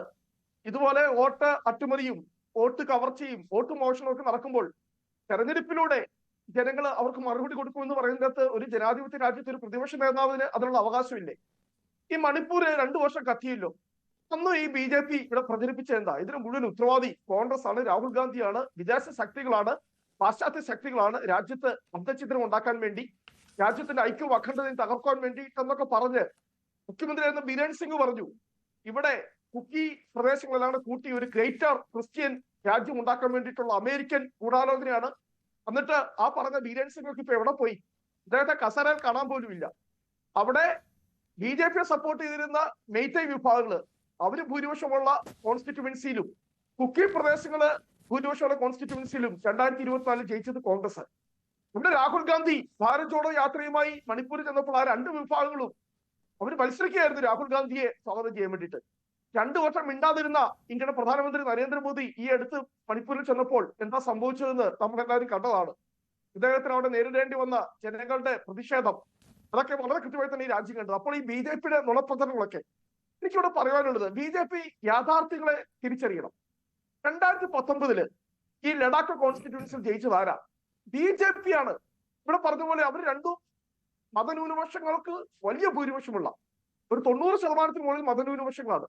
ലേയില് ബുദ്ധിസ്റ്റ് ഭൂരിപക്ഷം, ലഡാക്കില് നമ്മുടെ അവിടെ മുസ്ലിം ഭൂരിപക്ഷം, കാർഗിൽ ആ ജില്ലയിൽ മുസ്ലിം ഭൂരിപക്ഷം. ആ കോൺസ്റ്റിറ്റ്യുവൻസിൽ 35% വോട്ട് നേടി വിജയിച്ചത് 2019 BJP ആണ്. 2020 ലഡാക്ക് ഓട്ടോണമസ് കൗൺസിൽ 26 സീറ്റ്, 16 ജയിച്ചത് BJP-യാ, കോൺഗ്രസ് ജയിച്ചത് 9 ഉള്ളൂ. അത്രമാത്രം അവിടുത്തെ ജനങ്ങൾ നിങ്ങൾ വിശ്വസിച്ചു. പക്ഷെ 2024 നടന്ന ലോക്സഭാ തെരഞ്ഞെടുപ്പ് നിങ്ങൾ അറിയണം, നിങ്ങൾ 3ാം സ്ഥാനത്ത് പോയി. 2019 BJP ജയിച്ച നിങ്ങളുടെ സിറ്റിംഗ് കോൺസ്റ്റിറ്റ്യുവൻസിയിൽ സിറ്റിംഗ് സീറ്റിൽ നിങ്ങൾ 2024 3ാം സ്ഥാനത്തേക്ക് പോയി. കാരണം എന്താണ്? ജനങ്ങൾക്ക് അത്രമാത്രം നിങ്ങൾ അവിടെ ഈ പറയുന്ന സോനാം വാങ്ചുക്കിനെ രാജ്യദ്രോഹി എന്ന് വിളിക്കുമ്പോൾ നിങ്ങൾ അവിടെ രാജ്യദ്രോഹി എന്ന് വിളിക്കുന്നത് ആ പ്രദേശത്തെ മുഴുവൻ ജനങ്ങളെയുമാണ്. ഈ രാജ്യത്തിന്റെ ഭാഗമായി നിൽക്കുന്ന, ഈ രാജ്യത്തിന്റെ ഹൃദയത്തോട് ചേർന്ന് നിൽക്കുന്ന ഇത്രയും ജനങ്ങളെയാണ് BJP ഒറ്റയടിച്ച് നിങ്ങൾ എല്ലാ രാജ്യദ്രോഹികളാണ്. അവിടെ എന്താ സംഭവിച്ചത്? ഇന്നത്തെ ദിവസമൊന്നും അല്ല ഈ പറയുന്ന സോനം വാങ്ചുക്ക് അവിടെ നിരാകരണം പറഞ്ഞു. 35 ദിവസമായി. കാരണം എന്താ? 6 മാസങ്ങൾക്ക് മുമ്പ് കേന്ദ്ര സർക്കാർ ഒരു ചർച്ച നടത്തി. ഞാൻ പറഞ്ഞതുപോലെ ഇന്ന് പ്രത്യേക വിമാനം അയച്ചു കൊടുത്താണ് ഇവരെ ഡൽഹിയിൽ കൊണ്ടുപോയി ചർച്ച നടത്തി. പക്ഷെ അതിനുശേഷം കഴിഞ്ഞ 4-5 മാസമായി ഒരു മുന്നോട്ട് പോകുന്നില്ല, ഒരു ചർച്ചയും മുന്നോട്ട് പോകുന്നില്ല. കേന്ദ്ര സർക്കാരിന്റെ ഭാഗത്ത് ഒരു പ്രതികരണം ഉണ്ടാകുന്നില്ല. അങ്ങനെ വന്നപ്പോഴാണ് 35 ദിവസങ്ങൾക്ക് മുമ്പ് അവിടെ ഞാൻ പറഞ്ഞുള്ള സംയുക്ത സമരസമിതിയാണ്, നമ്മുടെ ബുദ്ധമതക്കാരും മുസ്ലിം മതക്കാരും കൂടെ സംയുക്തമായി രൂപീകരിച്ച സമരസമിതി കഴിഞ്ഞ 35 ദിവസമായി സമരത്തിലാണ്. ചൊവ്വാഴ്ച രാത്രി ആ സത്യാഗ്രഹം വരുന്ന 2 പേരെ, ഇതിൽ ഒരാളുടെ പേര് എന്ന് പറയുന്നത് സെയ്റിംഗ് വാങ്ചുക്, രണ്ടാമത്തെ താഷ് ധോമ, അദ്ദേഹത്തിന് 74 വയസ്സുണ്ട്. ഈ താഷ് ധോമ എന്ന് പറയുന്നത് 74 വയസ്സുള്ള ആ വൃദ്ധനായ മനുഷ്യനെ ഉൾപ്പെടെ ആ നിരാകാരം അന്വേഷിച്ച 2 പേരെ ബലമായി അറസ്റ്റ് ചെയ്ത് ജയിലടച്ചു. അപ്പോൾ ജനങ്ങളുടെ ഭാഗത്ത് വലിയ സ്വാഭാവികമായ, ഇവിടെ പ്രിന്റ് പറഞ്ഞു, ഇത് ജൈവികമായിട്ടുള്ള റിയാക്ഷൻ ഒന്നുമല്ല, വളരെ വ്യക്തമായി എന്ത് ചെയ്തു? ജനം തെരുവിലിറങ്ങി. കാരണം കേന്ദ്ര സർക്കാരിന്റെ ഭാഗമാണ്. ഈ 30 ദിവസം എവിടെയായിരുന്നു? നിങ്ങൾ ഇപ്പോഴാണോ ഈ ഒക്ടോബർ 6-ാം തീയതി എന്ന് പറയുന്ന ഒരു ദിവസം നിങ്ങൾ തീയതി നിശ്ചയിക്കുന്നത്? നിങ്ങൾക്ക് എന്താ ഇത്ര ബുദ്ധിമുട്ട്? നിങ്ങളെ വിശ്വസിച്ച, ഞാൻ പറഞ്ഞതുപോലെ നിങ്ങളുടെ കാശ്മീർ പോളിസിയെ വിശ്വസിച്ച, നിങ്ങളുടെ കാശ്മീർ നയത്തെ വിശ്വസിച്ച, ഈ ലഡാക്കിനെ കേന്ദ്രഭരണ പ്രദേശമാക്കിയ BJP ഗവൺമെന്റിന്റെ തീരുമാനത്തിന് എല്ലാ പിന്തുണയും നൽകിയ, നിങ്ങളുടെ MPയെ വിജയിപ്പിച്ച, ആ കൗൺസിലിൽ BJPക്ക് ഭൂരിപക്ഷം നൽകിയ ആ ജനങ്ങളെ BJPയും കേന്ദ്ര സർക്കാരും വഞ്ചിക്കുകയാണ് എന്നതൊരു വലിയ വികാരം. ഞാൻ ഉന്നയിച്ച ഒരു കാര്യത്തോട് പ്രിന്റ് മറുപടി പറഞ്ഞില്ല. 2019 ശേഷമാണ് PFC ഇല്ല, പബ്ലിക് സർവീസ് ഒരു നിയമനം പോലും അവിടുത്തെ സംസ്ഥാന സർവീസ് നടക്കുന്നില്ല. ഈ യൂണിയൻ ടെറിട്ടറി ലഡാക്കിൽ നടക്കുന്നില്ല. 5000 വേക്കൻസി നിൽക്കുന്നു. ഇതിൽ 1000 വേക്കൻസികൾ എന്ന് പറയുന്നത് ഈ ഗസറ്റഡ് റാങ്കിലുള്ളതാണ്. അവിടുത്തെ മാക്സിമം അപ്പർ ലിമിറ്റ് എന്ന് പറയുന്നത് 30 ആണ്. അത് കൂട്ടാൻ വേണ്ടി കേന്ദ്ര സർക്കാർ തയ്യാറായിട്ടില്ല. കാരണം കഴിഞ്ഞ 4-5 വർഷമായി ഞാൻ പറഞ്ഞല്ലോ, ഇന്ത്യയിൽ പോലും 10% അഭ്യസ്തവിദ്യരായിട്ടുള്ള ആളുകൾ തൊഴിലില്ലായ്മയെങ്കിൽ അത് പരിശോധിക്കുന്ന കണക്കുകൾ ഇവിടെ 33% സ്ത്രീകളുടെ എന്ന് പറയുന്നത് ജനങ്ങൾക്ക് തൊഴിലില്ല, സർക്കാർക്ക് തൊഴിലില്ല. നിരാശരായി നിൽക്കുന്ന ജനവിഭാഗം പ്രതികരിക്കുമ്പോൾ, പ്രതിഷേധിക്കുമ്പോൾ ഇവരൊക്കെ രാജ്യദ്രോഹികളാണ്, ഇവരൊക്കെ വഞ്ചകരാണ് എന്ന് പറയുന്ന ആ ഒരു നയം കേന്ദ്ര സർക്കാരിനോ അല്ലെങ്കിൽ അതിന് നേതൃത്വം നൽകുന്ന BJPക്കോ യോജിച്ചതല്ല. നമ്മുടെ യഥാർത്ഥത്തിലുള്ള വിഷയങ്ങളുണ്ടെങ്കിൽ ആ വിഷയങ്ങൾ അഡ്രസ് ചെയ്യണം. അല്ലാതെ ഒരു ജൻസി കലാപമാണ്. ഞാൻ ഒരിക്കലും വിശ്വസിക്കുമ്പോൾ ജൻസി കലാപത്തിന് കോൺഗ്രസിന് ആഹ്വാനം ചെയ്യാൻ പറ്റിയെങ്കിൽ ഇത് ലഡാക്കിലല്ല, ഇന്ത്യയിൽ എത്രയോ ഭാഗങ്ങളുണ്ട് അതുപോലെ വലിയ അല്ലേ ഇത്ര എന്തെങ്കിലും പറയുന്നു. തെരഞ്ഞെടുപ്പ് കമ്മീഷൻ എല്ലാം കേറാണോ? രാഹുൽ ഗാന്ധി അങ്ങനെ ആരോടും ഉന്നയിച്ചു. ഇന്നലെ തെരഞ്ഞെടുപ്പ് കമ്മീഷൻ പുതിയ നോംസുമായി വന്നിരിക്കുക. വോട്ടർ പട്ടികയിൽ പേര് ചേർക്കണമെങ്കിൽ, അല്ലെ വോട്ടർ പട്ടികയിൽ നിന്ന് പേര് ഒഴിവാക്കണമെങ്കിൽ അത് ആധാറുമായി ലിങ്ക്ഡ് ആയിരിക്കണം. തെരഞ്ഞെടുപ്പ് കമ്മീഷൻ എവിടെയായിരുന്നു? അപ്പോൾ തെരഞ്ഞെടുപ്പ് കമ്മീഷൻ രാഹുൽ ഗാന്ധിയുടെ ആരോപണം ഉന്നയിച്ചപ്പോൾ ഇതിന് മറുപടിയായി തെരഞ്ഞെടുപ്പ് കമ്മീഷൻ വരുമ്പോൾ ഇത് വളരെ കൃത്യമായി രാഹുൽ ഗാന്ധി ഉന്നയിച്ച ആരോപണങ്ങൾ അറ്റൻഡ് ചെയ്യാണ്. എന്തെങ്കിലും ഈ രാഹുൽ ഗാന്ധി എവിടെയെങ്കിലും ഇവിടെ ഇറങ്ങി തെരുവിൽ ഇറങ്ങി പ്രശ്നം നടത്തുവാൻ, ചെയ്യുവാൻ, അല്ലെങ്കിൽ തെരഞ്ഞെടുപ്പ് കമ്മീഷന് മുമ്പിൽ വന്ന് ഇതിനെ ബോയ്ക്കോട്ട് ചെയ്യുവാൻ എവിടെയെങ്കിലും ഞങ്ങൾ ആഹ്വാനം ചെയ്തോ? ഒരിക്കലും ഇല്ല. ഞങ്ങൾ പറയുന്നത് ജനങ്ങൾ ബോധവൽക്കരിക്കണം, ജനങ്ങൾ ബോധവാന്മാരായിരിക്കണം. ഇവിടെ ഈ പറയുന്ന ഭരണഘടന അട്ടിമറിക്കാൻ നിങ്ങൾക്ക് ഈ രാജ്യത്തെ ഒരു ജനാധിപത്യ രാജ്യത്ത് അതിലെ പ്രശ്നങ്ങൾ ജനങ്ങൾക്ക് മുന്നിൽ അവതരിപ്പിക്കാതെ ഒരു രാഷ്ട്രീയ നേതാവ് മറ്റെന്ത് ചെയ്യണം എന്ന ചോദ്യമുണ്ടല്ലോ. ഞാൻ സ്വാഭാവികമായും സമൂഹ മാധ്യമങ്ങളിൽ പ്രചരിക്കുന്ന BJPയുടെ ന്യായങ്ങൾ ചൂണ്ടിക്കാട്ടി എന്നതേ ഉള്ളൂ. അതിനപ്പുറം ഒരു രാഷ്ട്രീയ നേതാവ് പറയേണ്ടതിന്റെ അപ്പുറം എന്തെങ്കിലും പറഞ്ഞു എന്ന കാര്യത്തിലല്ല ഞാൻ താങ്കളോട് ആ ചോദ്യം ചോദിച്ചത്. ശ്രീ പ്രിൻഡു മഹാദേവ്, നോക്കൂ, ഇവിടെ ഇപ്പോൾ ഒമർ അബ്ദുള്ള പറയുന്നു എന്താണ് അവിടുത്തെ സാഹചര്യം. അവിടെ വാഗ്ദാനങ്ങൾ ലംഘിക്കപ്പെട്ടു, അതിൻ്റെ സ്വാഭാവികമായ അസ്വസ്ഥതയാണ് അവിടെ ഉണ്ടാകുന്നത്. ഫറൂഖ് അബ്ദുള്ള സാഹചര്യങ്ങളെ ചൂണ്ടിക്കാട്ടിയിട്ട് പറയുന്നു ഈ പ്രശ്നങ്ങൾ, യഥാർത്ഥ പ്രശ്നങ്ങൾ എന്താണ് എന്നത് അഡ്രസ്സ് ചെയ്യുകയാണ് കേന്ദ്ര സർക്കാർ ചെയ്യേണ്ടത്. ഞങ്ങൾക്കും ഇതുപോലെയുള്ള പ്രോമിസുകൾ ലഭിച്ചു. ഡീലിമിറ്റേഷനുമായി ബന്ധപ്പെട്ടായാലും ഇലക്ഷനുമായിട്ട് ബന്ധപ്പെട്ടായാലും സ്റ്റേറ്റ്ഹുഡുമായി ബന്ധപ്പെട്ടായാലും ഒക്കെയുള്ള വാഗ്ദാനങ്ങൾ നൽകിയിട്ട് അത് പാലിക്കപ്പെടാതെ പോകുന്നു. സ്വാഭാവികമായും ഇത്തരം പ്രശ്നങ്ങൾ അവിടെ ഉടലെടുത്തേക്കാം. നമുക്ക് ആ സെൻസിറ്റീവായിട്ടുള്ള മേഖലകൾ എങ്ങനെയാണ് എന്നുള്ളത് വ്യക്തമാണ്. എന്തായാലും സംഭവിച്ചു. അന്താരാഷ്ട്ര മാധ്യമങ്ങൾക്ക് വരെ ജെൻസി ഇന്ത്യയിലും എന്ന് പറയാനുള്ളൊരു അവസരമുണ്ടാക്കി. ഇനിയെങ്കിലും അടിസ്ഥാന പ്രശ്നങ്ങൾ പരിഹരിച്ച് മുന്നോട്ട് പോവുക എന്നതിലേക്കല്ലേ ശ്രദ്ധ വരേണ്ടത്. അല്ലാണ്ട് 1988 മുതൽ കുട്ടികളുമായി ബന്ധപ്പെട്ടുള്ള ഇൻസ്റ്റിറ്റ്യൂഷൻ സ്ഥാപിച്ച് അവിടെ വാങ്ചുങ് പ്രവർത്തിക്കുന്നുണ്ട്. അയാൾ ഇപ്പോഴാണ് ഏതെങ്കിലും തരത്തിൽ ചാരനാണ് എന്ന് കണ്ടെത്തുന്നതെങ്കിൽ അതുപോലും ഈ കേന്ദ്ര സർക്കാരിന്റെ വീഴ്ചയാണ് എന്ന് വരും. അങ്ങനെയല്ല, നിങ്ങൾ ഈ പറയുന്നത് പോലെ അടിസ്ഥാന വികസനത്തിന് കൃത്യമായിട്ടുള്ള പദ്ധതികൾ തയ്യാറാക്കിക്കൊണ്ടാണ് കേന്ദ്ര സർക്കാർ മുന്നോട്ട് പോകുന്നത്. കഴിഞ്ഞ 2019 മുതൽ 25 വർഷം 2,16,000 കോടി രൂപയുടെ വികസന പദ്ധതികൾക്കാണ് അവിടെ തുടക്കം കുറിച്ചിട്ടുള്ളത്. ചെറുതും വലുതുമായിട്ടുള്ള 312 പാലങ്ങളാണ്. കാരണം ദുർഘടമായ പാതകളാണ്, ഹിമഭൂമിയാണ്. അവിടെ കൃത്യമായിട്ടുള്ള ഒരേ ഒരു സാധ്യത ടൂറിസമാണ്. ആ ടൂറിസത്തിന്റെ സാധ്യതകളെ കൃത്യമായിട്ട് കേന്ദ്ര സർക്കാർ പ്രയോജനപ്പെടുത്തിക്കൊണ്ട് അവിടുത്തെ ജനങ്ങൾക്ക് തൊഴിലും അതോടൊപ്പം വലിയ വരുമാനം നൽകുമ്പോഴാണ് ഈ പറയുന്ന നമ്മുടെ ഈ വ്യക്തി സോനം വാങ്ചുക്ക് അവിടെ ഈ ടൂറിസത്തിനെതിരെ വലിയ നയിച്ചുകൊണ്ടിരിക്കുന്നത്. അവിടെ ടൂറിസത്തിനെതിരെ പ്രക്ഷോഭം നയിക്കുന്നത്. ഇപ്പൊ അവിടുത്തെ ഒരു സാധ്യത നിങ്ങൾ മനസ്സിലാക്കുന്നത്, ആകെ 2,94,000 ജനങ്ങളെ അവിടെ ഉള്ളൂ. അവിടെയുള്ള മുഴുവൻ ജനങ്ങൾക്ക് ഗവൺമെന്റ് ഉദ്യോഗസ്ഥർ കൊണ്ട് കൊടുക്കാൻ പറ്റില്ല. അവരുടെ ഹിമഭൂമിയിൽ ഒട്ടിക്കുന്നു അങ്ങനെ ജോലി കൊടുക്കാൻ പറ്റില്ലല്ലോ. അവിടെ അടിസ്ഥാന സൗകര്യങ്ങളുടെ വികസനം അവിടെ റിപ്പോർട്ട് ചെയ്യുന്ന ഒഴിവുകൾ നികത്തിപ്പോയാൽ മതി. തൊഴിലില്ല, മറ്റ് സാധ്യതകൾ. ദുർഘട പാതകൾ കൃത്യമായിട്ട് നന്നാക്കുന്ന പദ്ധതികളുമായിട്ട് പോകുന്നു. ചെറുതും വലുതുമായിട്ടുള്ള ലേയിൽ പോലും ഏറ്റവും വലിയ ഇന്ത്യ മഹാരാജ്യത്തിലെ ഏറ്റവും വലിയിട്ടുള്ള ഇരുമ്പ് പാലം വരുന്നു. അങ്ങനെ അടിസ്ഥാന സൗകര്യത്തിന് വേണ്ടി ശ്രമിക്കുന്നു. ഇപ്പൊ ഈ സീസണിലെ ഈ പ്രക്ഷോഭം നടക്കുമ്പോഴും അവിടെ ലേ ഫെസ്റ്റിവൽ നടക്കാണ്. ഈ ഇന്ത്യ മഹാരാജ്യത്തിൽ മുഴുവൻ ജനങ്ങൾ ആ ഫെസ്റ്റിവൽ കാണാൻ വരികയാണ്. ഇവിടെ നിന്ന് പലതരത്തിലുള്ള ടൂറിസം, ബൈക്ക് ടൂറിസം ആയിക്കോട്ടെ, റോഡ് ടൂറിസം ആയിരിക്കും, ടൂറിസത്തിന്റെ അനവധി സാധ്യതകളെ പ്രയോജനപ്പെടുത്തിക്കൊണ്ട് ആ പ്രദേശത്തെ കൃത്യമായിട്ട് വികസന പാതയിലേക്ക് ശ്രമിക്കുമ്പോഴാണ് ഇത്തരത്തിലുള്ള പ്രക്ഷോഭം. നിങ്ങൾ ഈ പറയുന്ന വ്യക്തി അങ്ങനെ ഒരു പൗരാവകാശ പ്രവർത്തനോ അല്ലെങ്കിൽ ഏതെങ്കിലും സ്വാഭാവികമായിട്ടുള്ള ഒരു ചെറിയ ഒരു വ്യക്തിയായിട്ടൊന്നും കാണണ്ട. അദ്ദേഹത്തിന് കൃത്യമായിട്ട് മുൻപും അജണ്ടയിൽ ഇപ്പോഴും അതുണ്ട്. അതുകൊണ്ടാണ് അദ്ദേഹം പാകിസ്ഥാന്റെ സ്ഥാനത്ത് അവിടെ ഈ പ്രക്ഷോഭം നയിക്കുന്ന കോൺഗ്രസിന്റെ ശ്രീ പ്രിന്റു മഹാദേവ് രാഷ്ട്രീയമായ ഒരു വിമർശനം ഉന്നയിച്ചാൽ അവരുടെ വീട്ടിലേക്ക് ഇഡി അയക്കുന്ന നിങ്ങൾക്ക് ഈ മനുഷ്യൻ ഇത്രയും അപകടകാരിയാണ് എന്ന് മനസ്സിലാക്കിയിട്ട് ഈ കലാപം നടക്കുന്നത് വരെ അവിടെ CBI അയക്കാൻ പറ്റിയില്ലേ?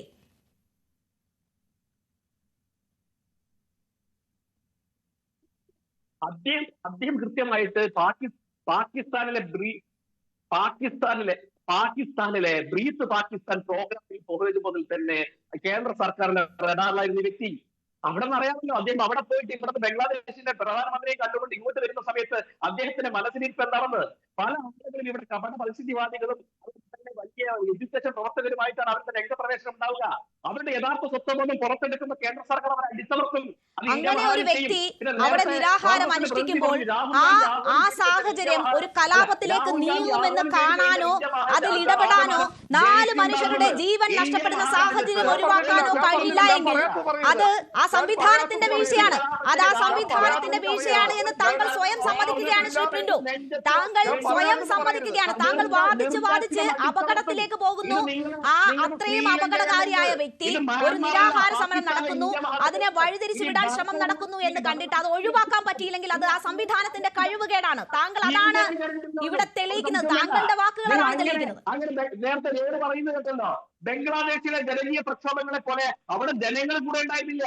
ഇവിടെ ഇന്ത്യ മഹാരാജ്യത്തിൽ നരേന്ദ്രമോദി സർക്കാരിന്റെ കൂടെ ജനങ്ങളൊപ്പം ഉണ്ട്. അതുകൊണ്ട് അങ്ങനെ ഒരു മോഹവുമായിട്ട് രാഹുൽ ഗാന്ധി ഇറങ്ങി തിരിച്ചാൽ രാഹുൽ ഗാന്ധിയുടെ നെഞ്ചത്ത് വരെ വെടിയുണ്ട വീഴും, ഒരു സംശയവും വേണ്ട. നിങ്ങൾ അതെങ്ങനെ മനസ്സിലാക്കേണ്ട. അങ്ങനെ ജൻസി കലാപം ഒരു ചുക്കും ഇന്ത്യ മഹാരാജ്യത്ത് സംഭവിക്കില്ല. അതിനെ അടിച്ചമർത്തുന്ന റോണി, താങ്കൾ മ്യൂട്ടാണ്. താങ്കൾ പറയുന്നത് കേൾക്കുന്നില്ല.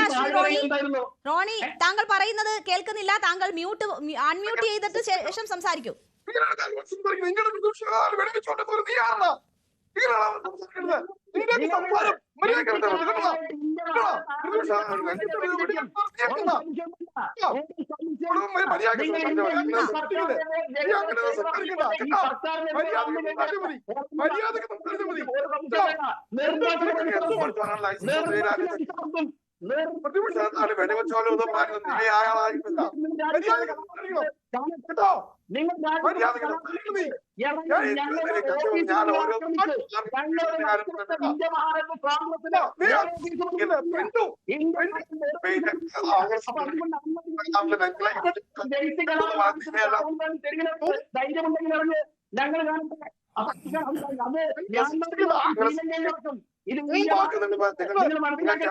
പ്രിന്റു താങ്കൾ ആ പ്രസ്താവന പിൻവലിക്കുന്നുണ്ടോ?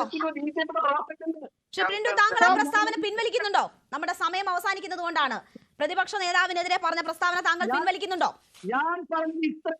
ഞാൻ ജൻസി കലാപമായിട്ട് ഇറങ്ങിക്കഴിഞ്ഞാൽ അത് ആരെങ്കിലും അത് രാജ്യത്തിനെതിരെ കലാപം നടത്തി കഴിഞ്ഞാൽ വെടിയുണ്ടവരും എന്തെങ്കിലും തരത്തിൽ രാജ്യത്തിനെതിരെ രാഹുൽ ഗാന്ധി കലാപം നടത്താൻ ശ്രമിച്ചതിന്റെ തെളിവുണ്ടോ പ്രിന്റു നിങ്ങളുടെ കയ്യിൽ? ലഡാക്കിൽ ഇങ്ങനെ ഒരു സാധ്യതയുണ്ടെന്നും ഇതിന് പിന്നിൽ പ്രവർത്തിക്കുന്ന ആളുകൾക്ക് ഇങ്ങനത്തെ ബാക്ക്ഗ്രൗണ്ട് ഉണ്ട് എന്ന് അറിഞ്ഞിട്ടും ആ കലാപം അങ്ങനെ ഒരു സംഘർഷ സാധ്യത ഉണ്ടാകുന്നതിലേക്ക് കാര്യങ്ങൾ പോകാതെ നിയന്ത്രിക്കാൻ കഴിയാത്തതിന്റെ കഴിവുകേട് രാഹുൽ ഗാന്ധിയുടെ പുറത്ത് കെട്ടിവെക്കുന്നത് എന്തിനാണ് ശ്രീ പ്രിന്റു? രാഹുൽ ഗാന്ധിയല്ലേ? മണിപ്പൂർ വിഷയത്തിന്റെ പേരിൽ ഈ രാജ്യത്ത് കലാപം ഉണ്ടാക്കാൻ നോക്കിയത് രാഹുൽ ഗാന്ധിയല്ലേ? ഉത്തർപ്രദേശിലെ സമ്പയിൽ നടന്ന പ്രശ്നത്തിന്റെ ഇടയിൽ അവിടെ കലാപം ഉണ്ടാക്കാൻ ഇറങ്ങിപ്പോയ രാഹുൽ ഗാന്ധിയല്ലേ? എത്ര തെരുവുകളുണ്ട് ഈ രാജ്യത്തിലെ? ഇന്ത്യ മഹാരാജ്യത്തിൽ ഇന്ത്യയുടെ തത്വങ്ങൾ സത്യത്തിൽ രാഹുൽ ഗാന്ധി. ഒരു സംശയം വേണ്ട. എന്താ സംശയം? രാഹുൽ ഗാന്ധിയുടെ പ്രസംഗങ്ങൾ ഇപ്പോഴും മ്യൂട്ടാണ്. റോണി പറയുന്നത് കേൾക്കുന്നില്ല. രാഹുൽ ഗാന്ധിക്കെതിരെ എല്ലാ ഉത്തരവാദിത്വവും രാഹുൽ ഗാന്ധിക്ക് മുകളിൽ വെച്ചാൽ ഞങ്ങളുടെ ഉത്തരവാദിത്വം കഴിഞ്ഞു എന്ന് കരുതുകയാണ് BJP എന്നാണ് എനിക്ക് ഈ വിഷയത്തിൽ മനസ്സിലാക്കുന്നത്. മോഹൻ വർഗീസ്, നമുക്ക് സമയം തീരെയില്ല. ഇങ്ങനെ ഈ വിഷയത്തെ അഡ്രസ്സ് ചെയ്തുകൊണ്ട് ഇത് അവസാനിക്കുമോ? 30 സെക്കൻഡ്. ഇത് അവസാനിപ്പിക്കാൻ ആകെ വേണ്ടത് ആ ജനതയെ കോൺഫിഡൻസിലെടുക്കുക, രാഹുൽ ഗാന്ധിയെ മാറ്റി നിർത്തുക, വാൻചുക്കിനെ മാറ്റി നിർത്തുക. ഒരു ജനതയ്ക്ക് ചെറിയൊരു ഒരു പരിഭവമുണ്ടെങ്കിൽ ആ പരിഭവം അതുപോലെ അഡ്രസ്സ് ചെയ്തു പോവുക എന്നത് മാത്രമാണ് പരിഹാരം. അല്ലാതെ പ്രതിപക്ഷ നേതാവിനെ കുറ്റപ്പെടുത്തുകയോ അല്ലെങ്കിൽ ഏതെങ്കിലും ഒരു NGOയുടെ ചുമതലയുള്ള ഒരാളെ കുറ്റപ്പെടുത്തുകയോ ചെയ്യുന്നതിന് പകരം കേന്ദ്ര സർക്കാരിൻ്റെ അടിയന്തര ശ്രദ്ധ അത് പതിഞ്ഞില്ലെങ്കിൽ അപകടകരമായ ഒരു മേഖലയാണ് ചൈനയുടെ അതിർത്തിയുള്ള ആ സ്ഥലമാണ് നോക്കണം. നമ്മുടെ സമയം അവസാനിച്ചു പ്രിന്റു. ഞാൻ ചോദിച്ച ചോദ്യത്തിനൊന്നും പ്രിന്റു കൃത്യമായ മറുപടി പറഞ്ഞില്ല. ഇനി എന്തായാലും നമ്മുടെ സമയം അവസാനിക്കുകയാണ്. നമുക്ക് കാത്തിരിക്കാം. വലിയ ജനകീയ പ്രതിഷേധത്തിലേക്ക് പോയത് അതിന്റെ സ്വാഭാവികമായ കാരണങ്ങളാണെങ്കിൽ ആ പ്രശ്നം അടിയന്തരമായി പരിഹരിക്കുകയാണ് ചെയ്യേണ്ടത്. അല്ലാണ്ട് തീക്കൊള്ളി കൊണ്ട് തല ചൊറിഞ്ഞിട്ട് കാര്യമില്ല. ചെറിയ പ്രശ്നം വലിയ പ്രശ്നമാക്കി മാറ്റിയിട്ടല്ല അതിന് പരിഹാരം കാണേണ്ടത്. അത് ഓർത്തിരുന്നാൽ എല്ലാവർക്കും വളരെ നന്ദി. ചർച്ചയിൽ പങ്കെടുത്ത എല്ലാ അതിഥികൾക്കും. ഇടവേളയ്ക്ക് ശേഷം ന്യൂസ് at 9 കാണാം.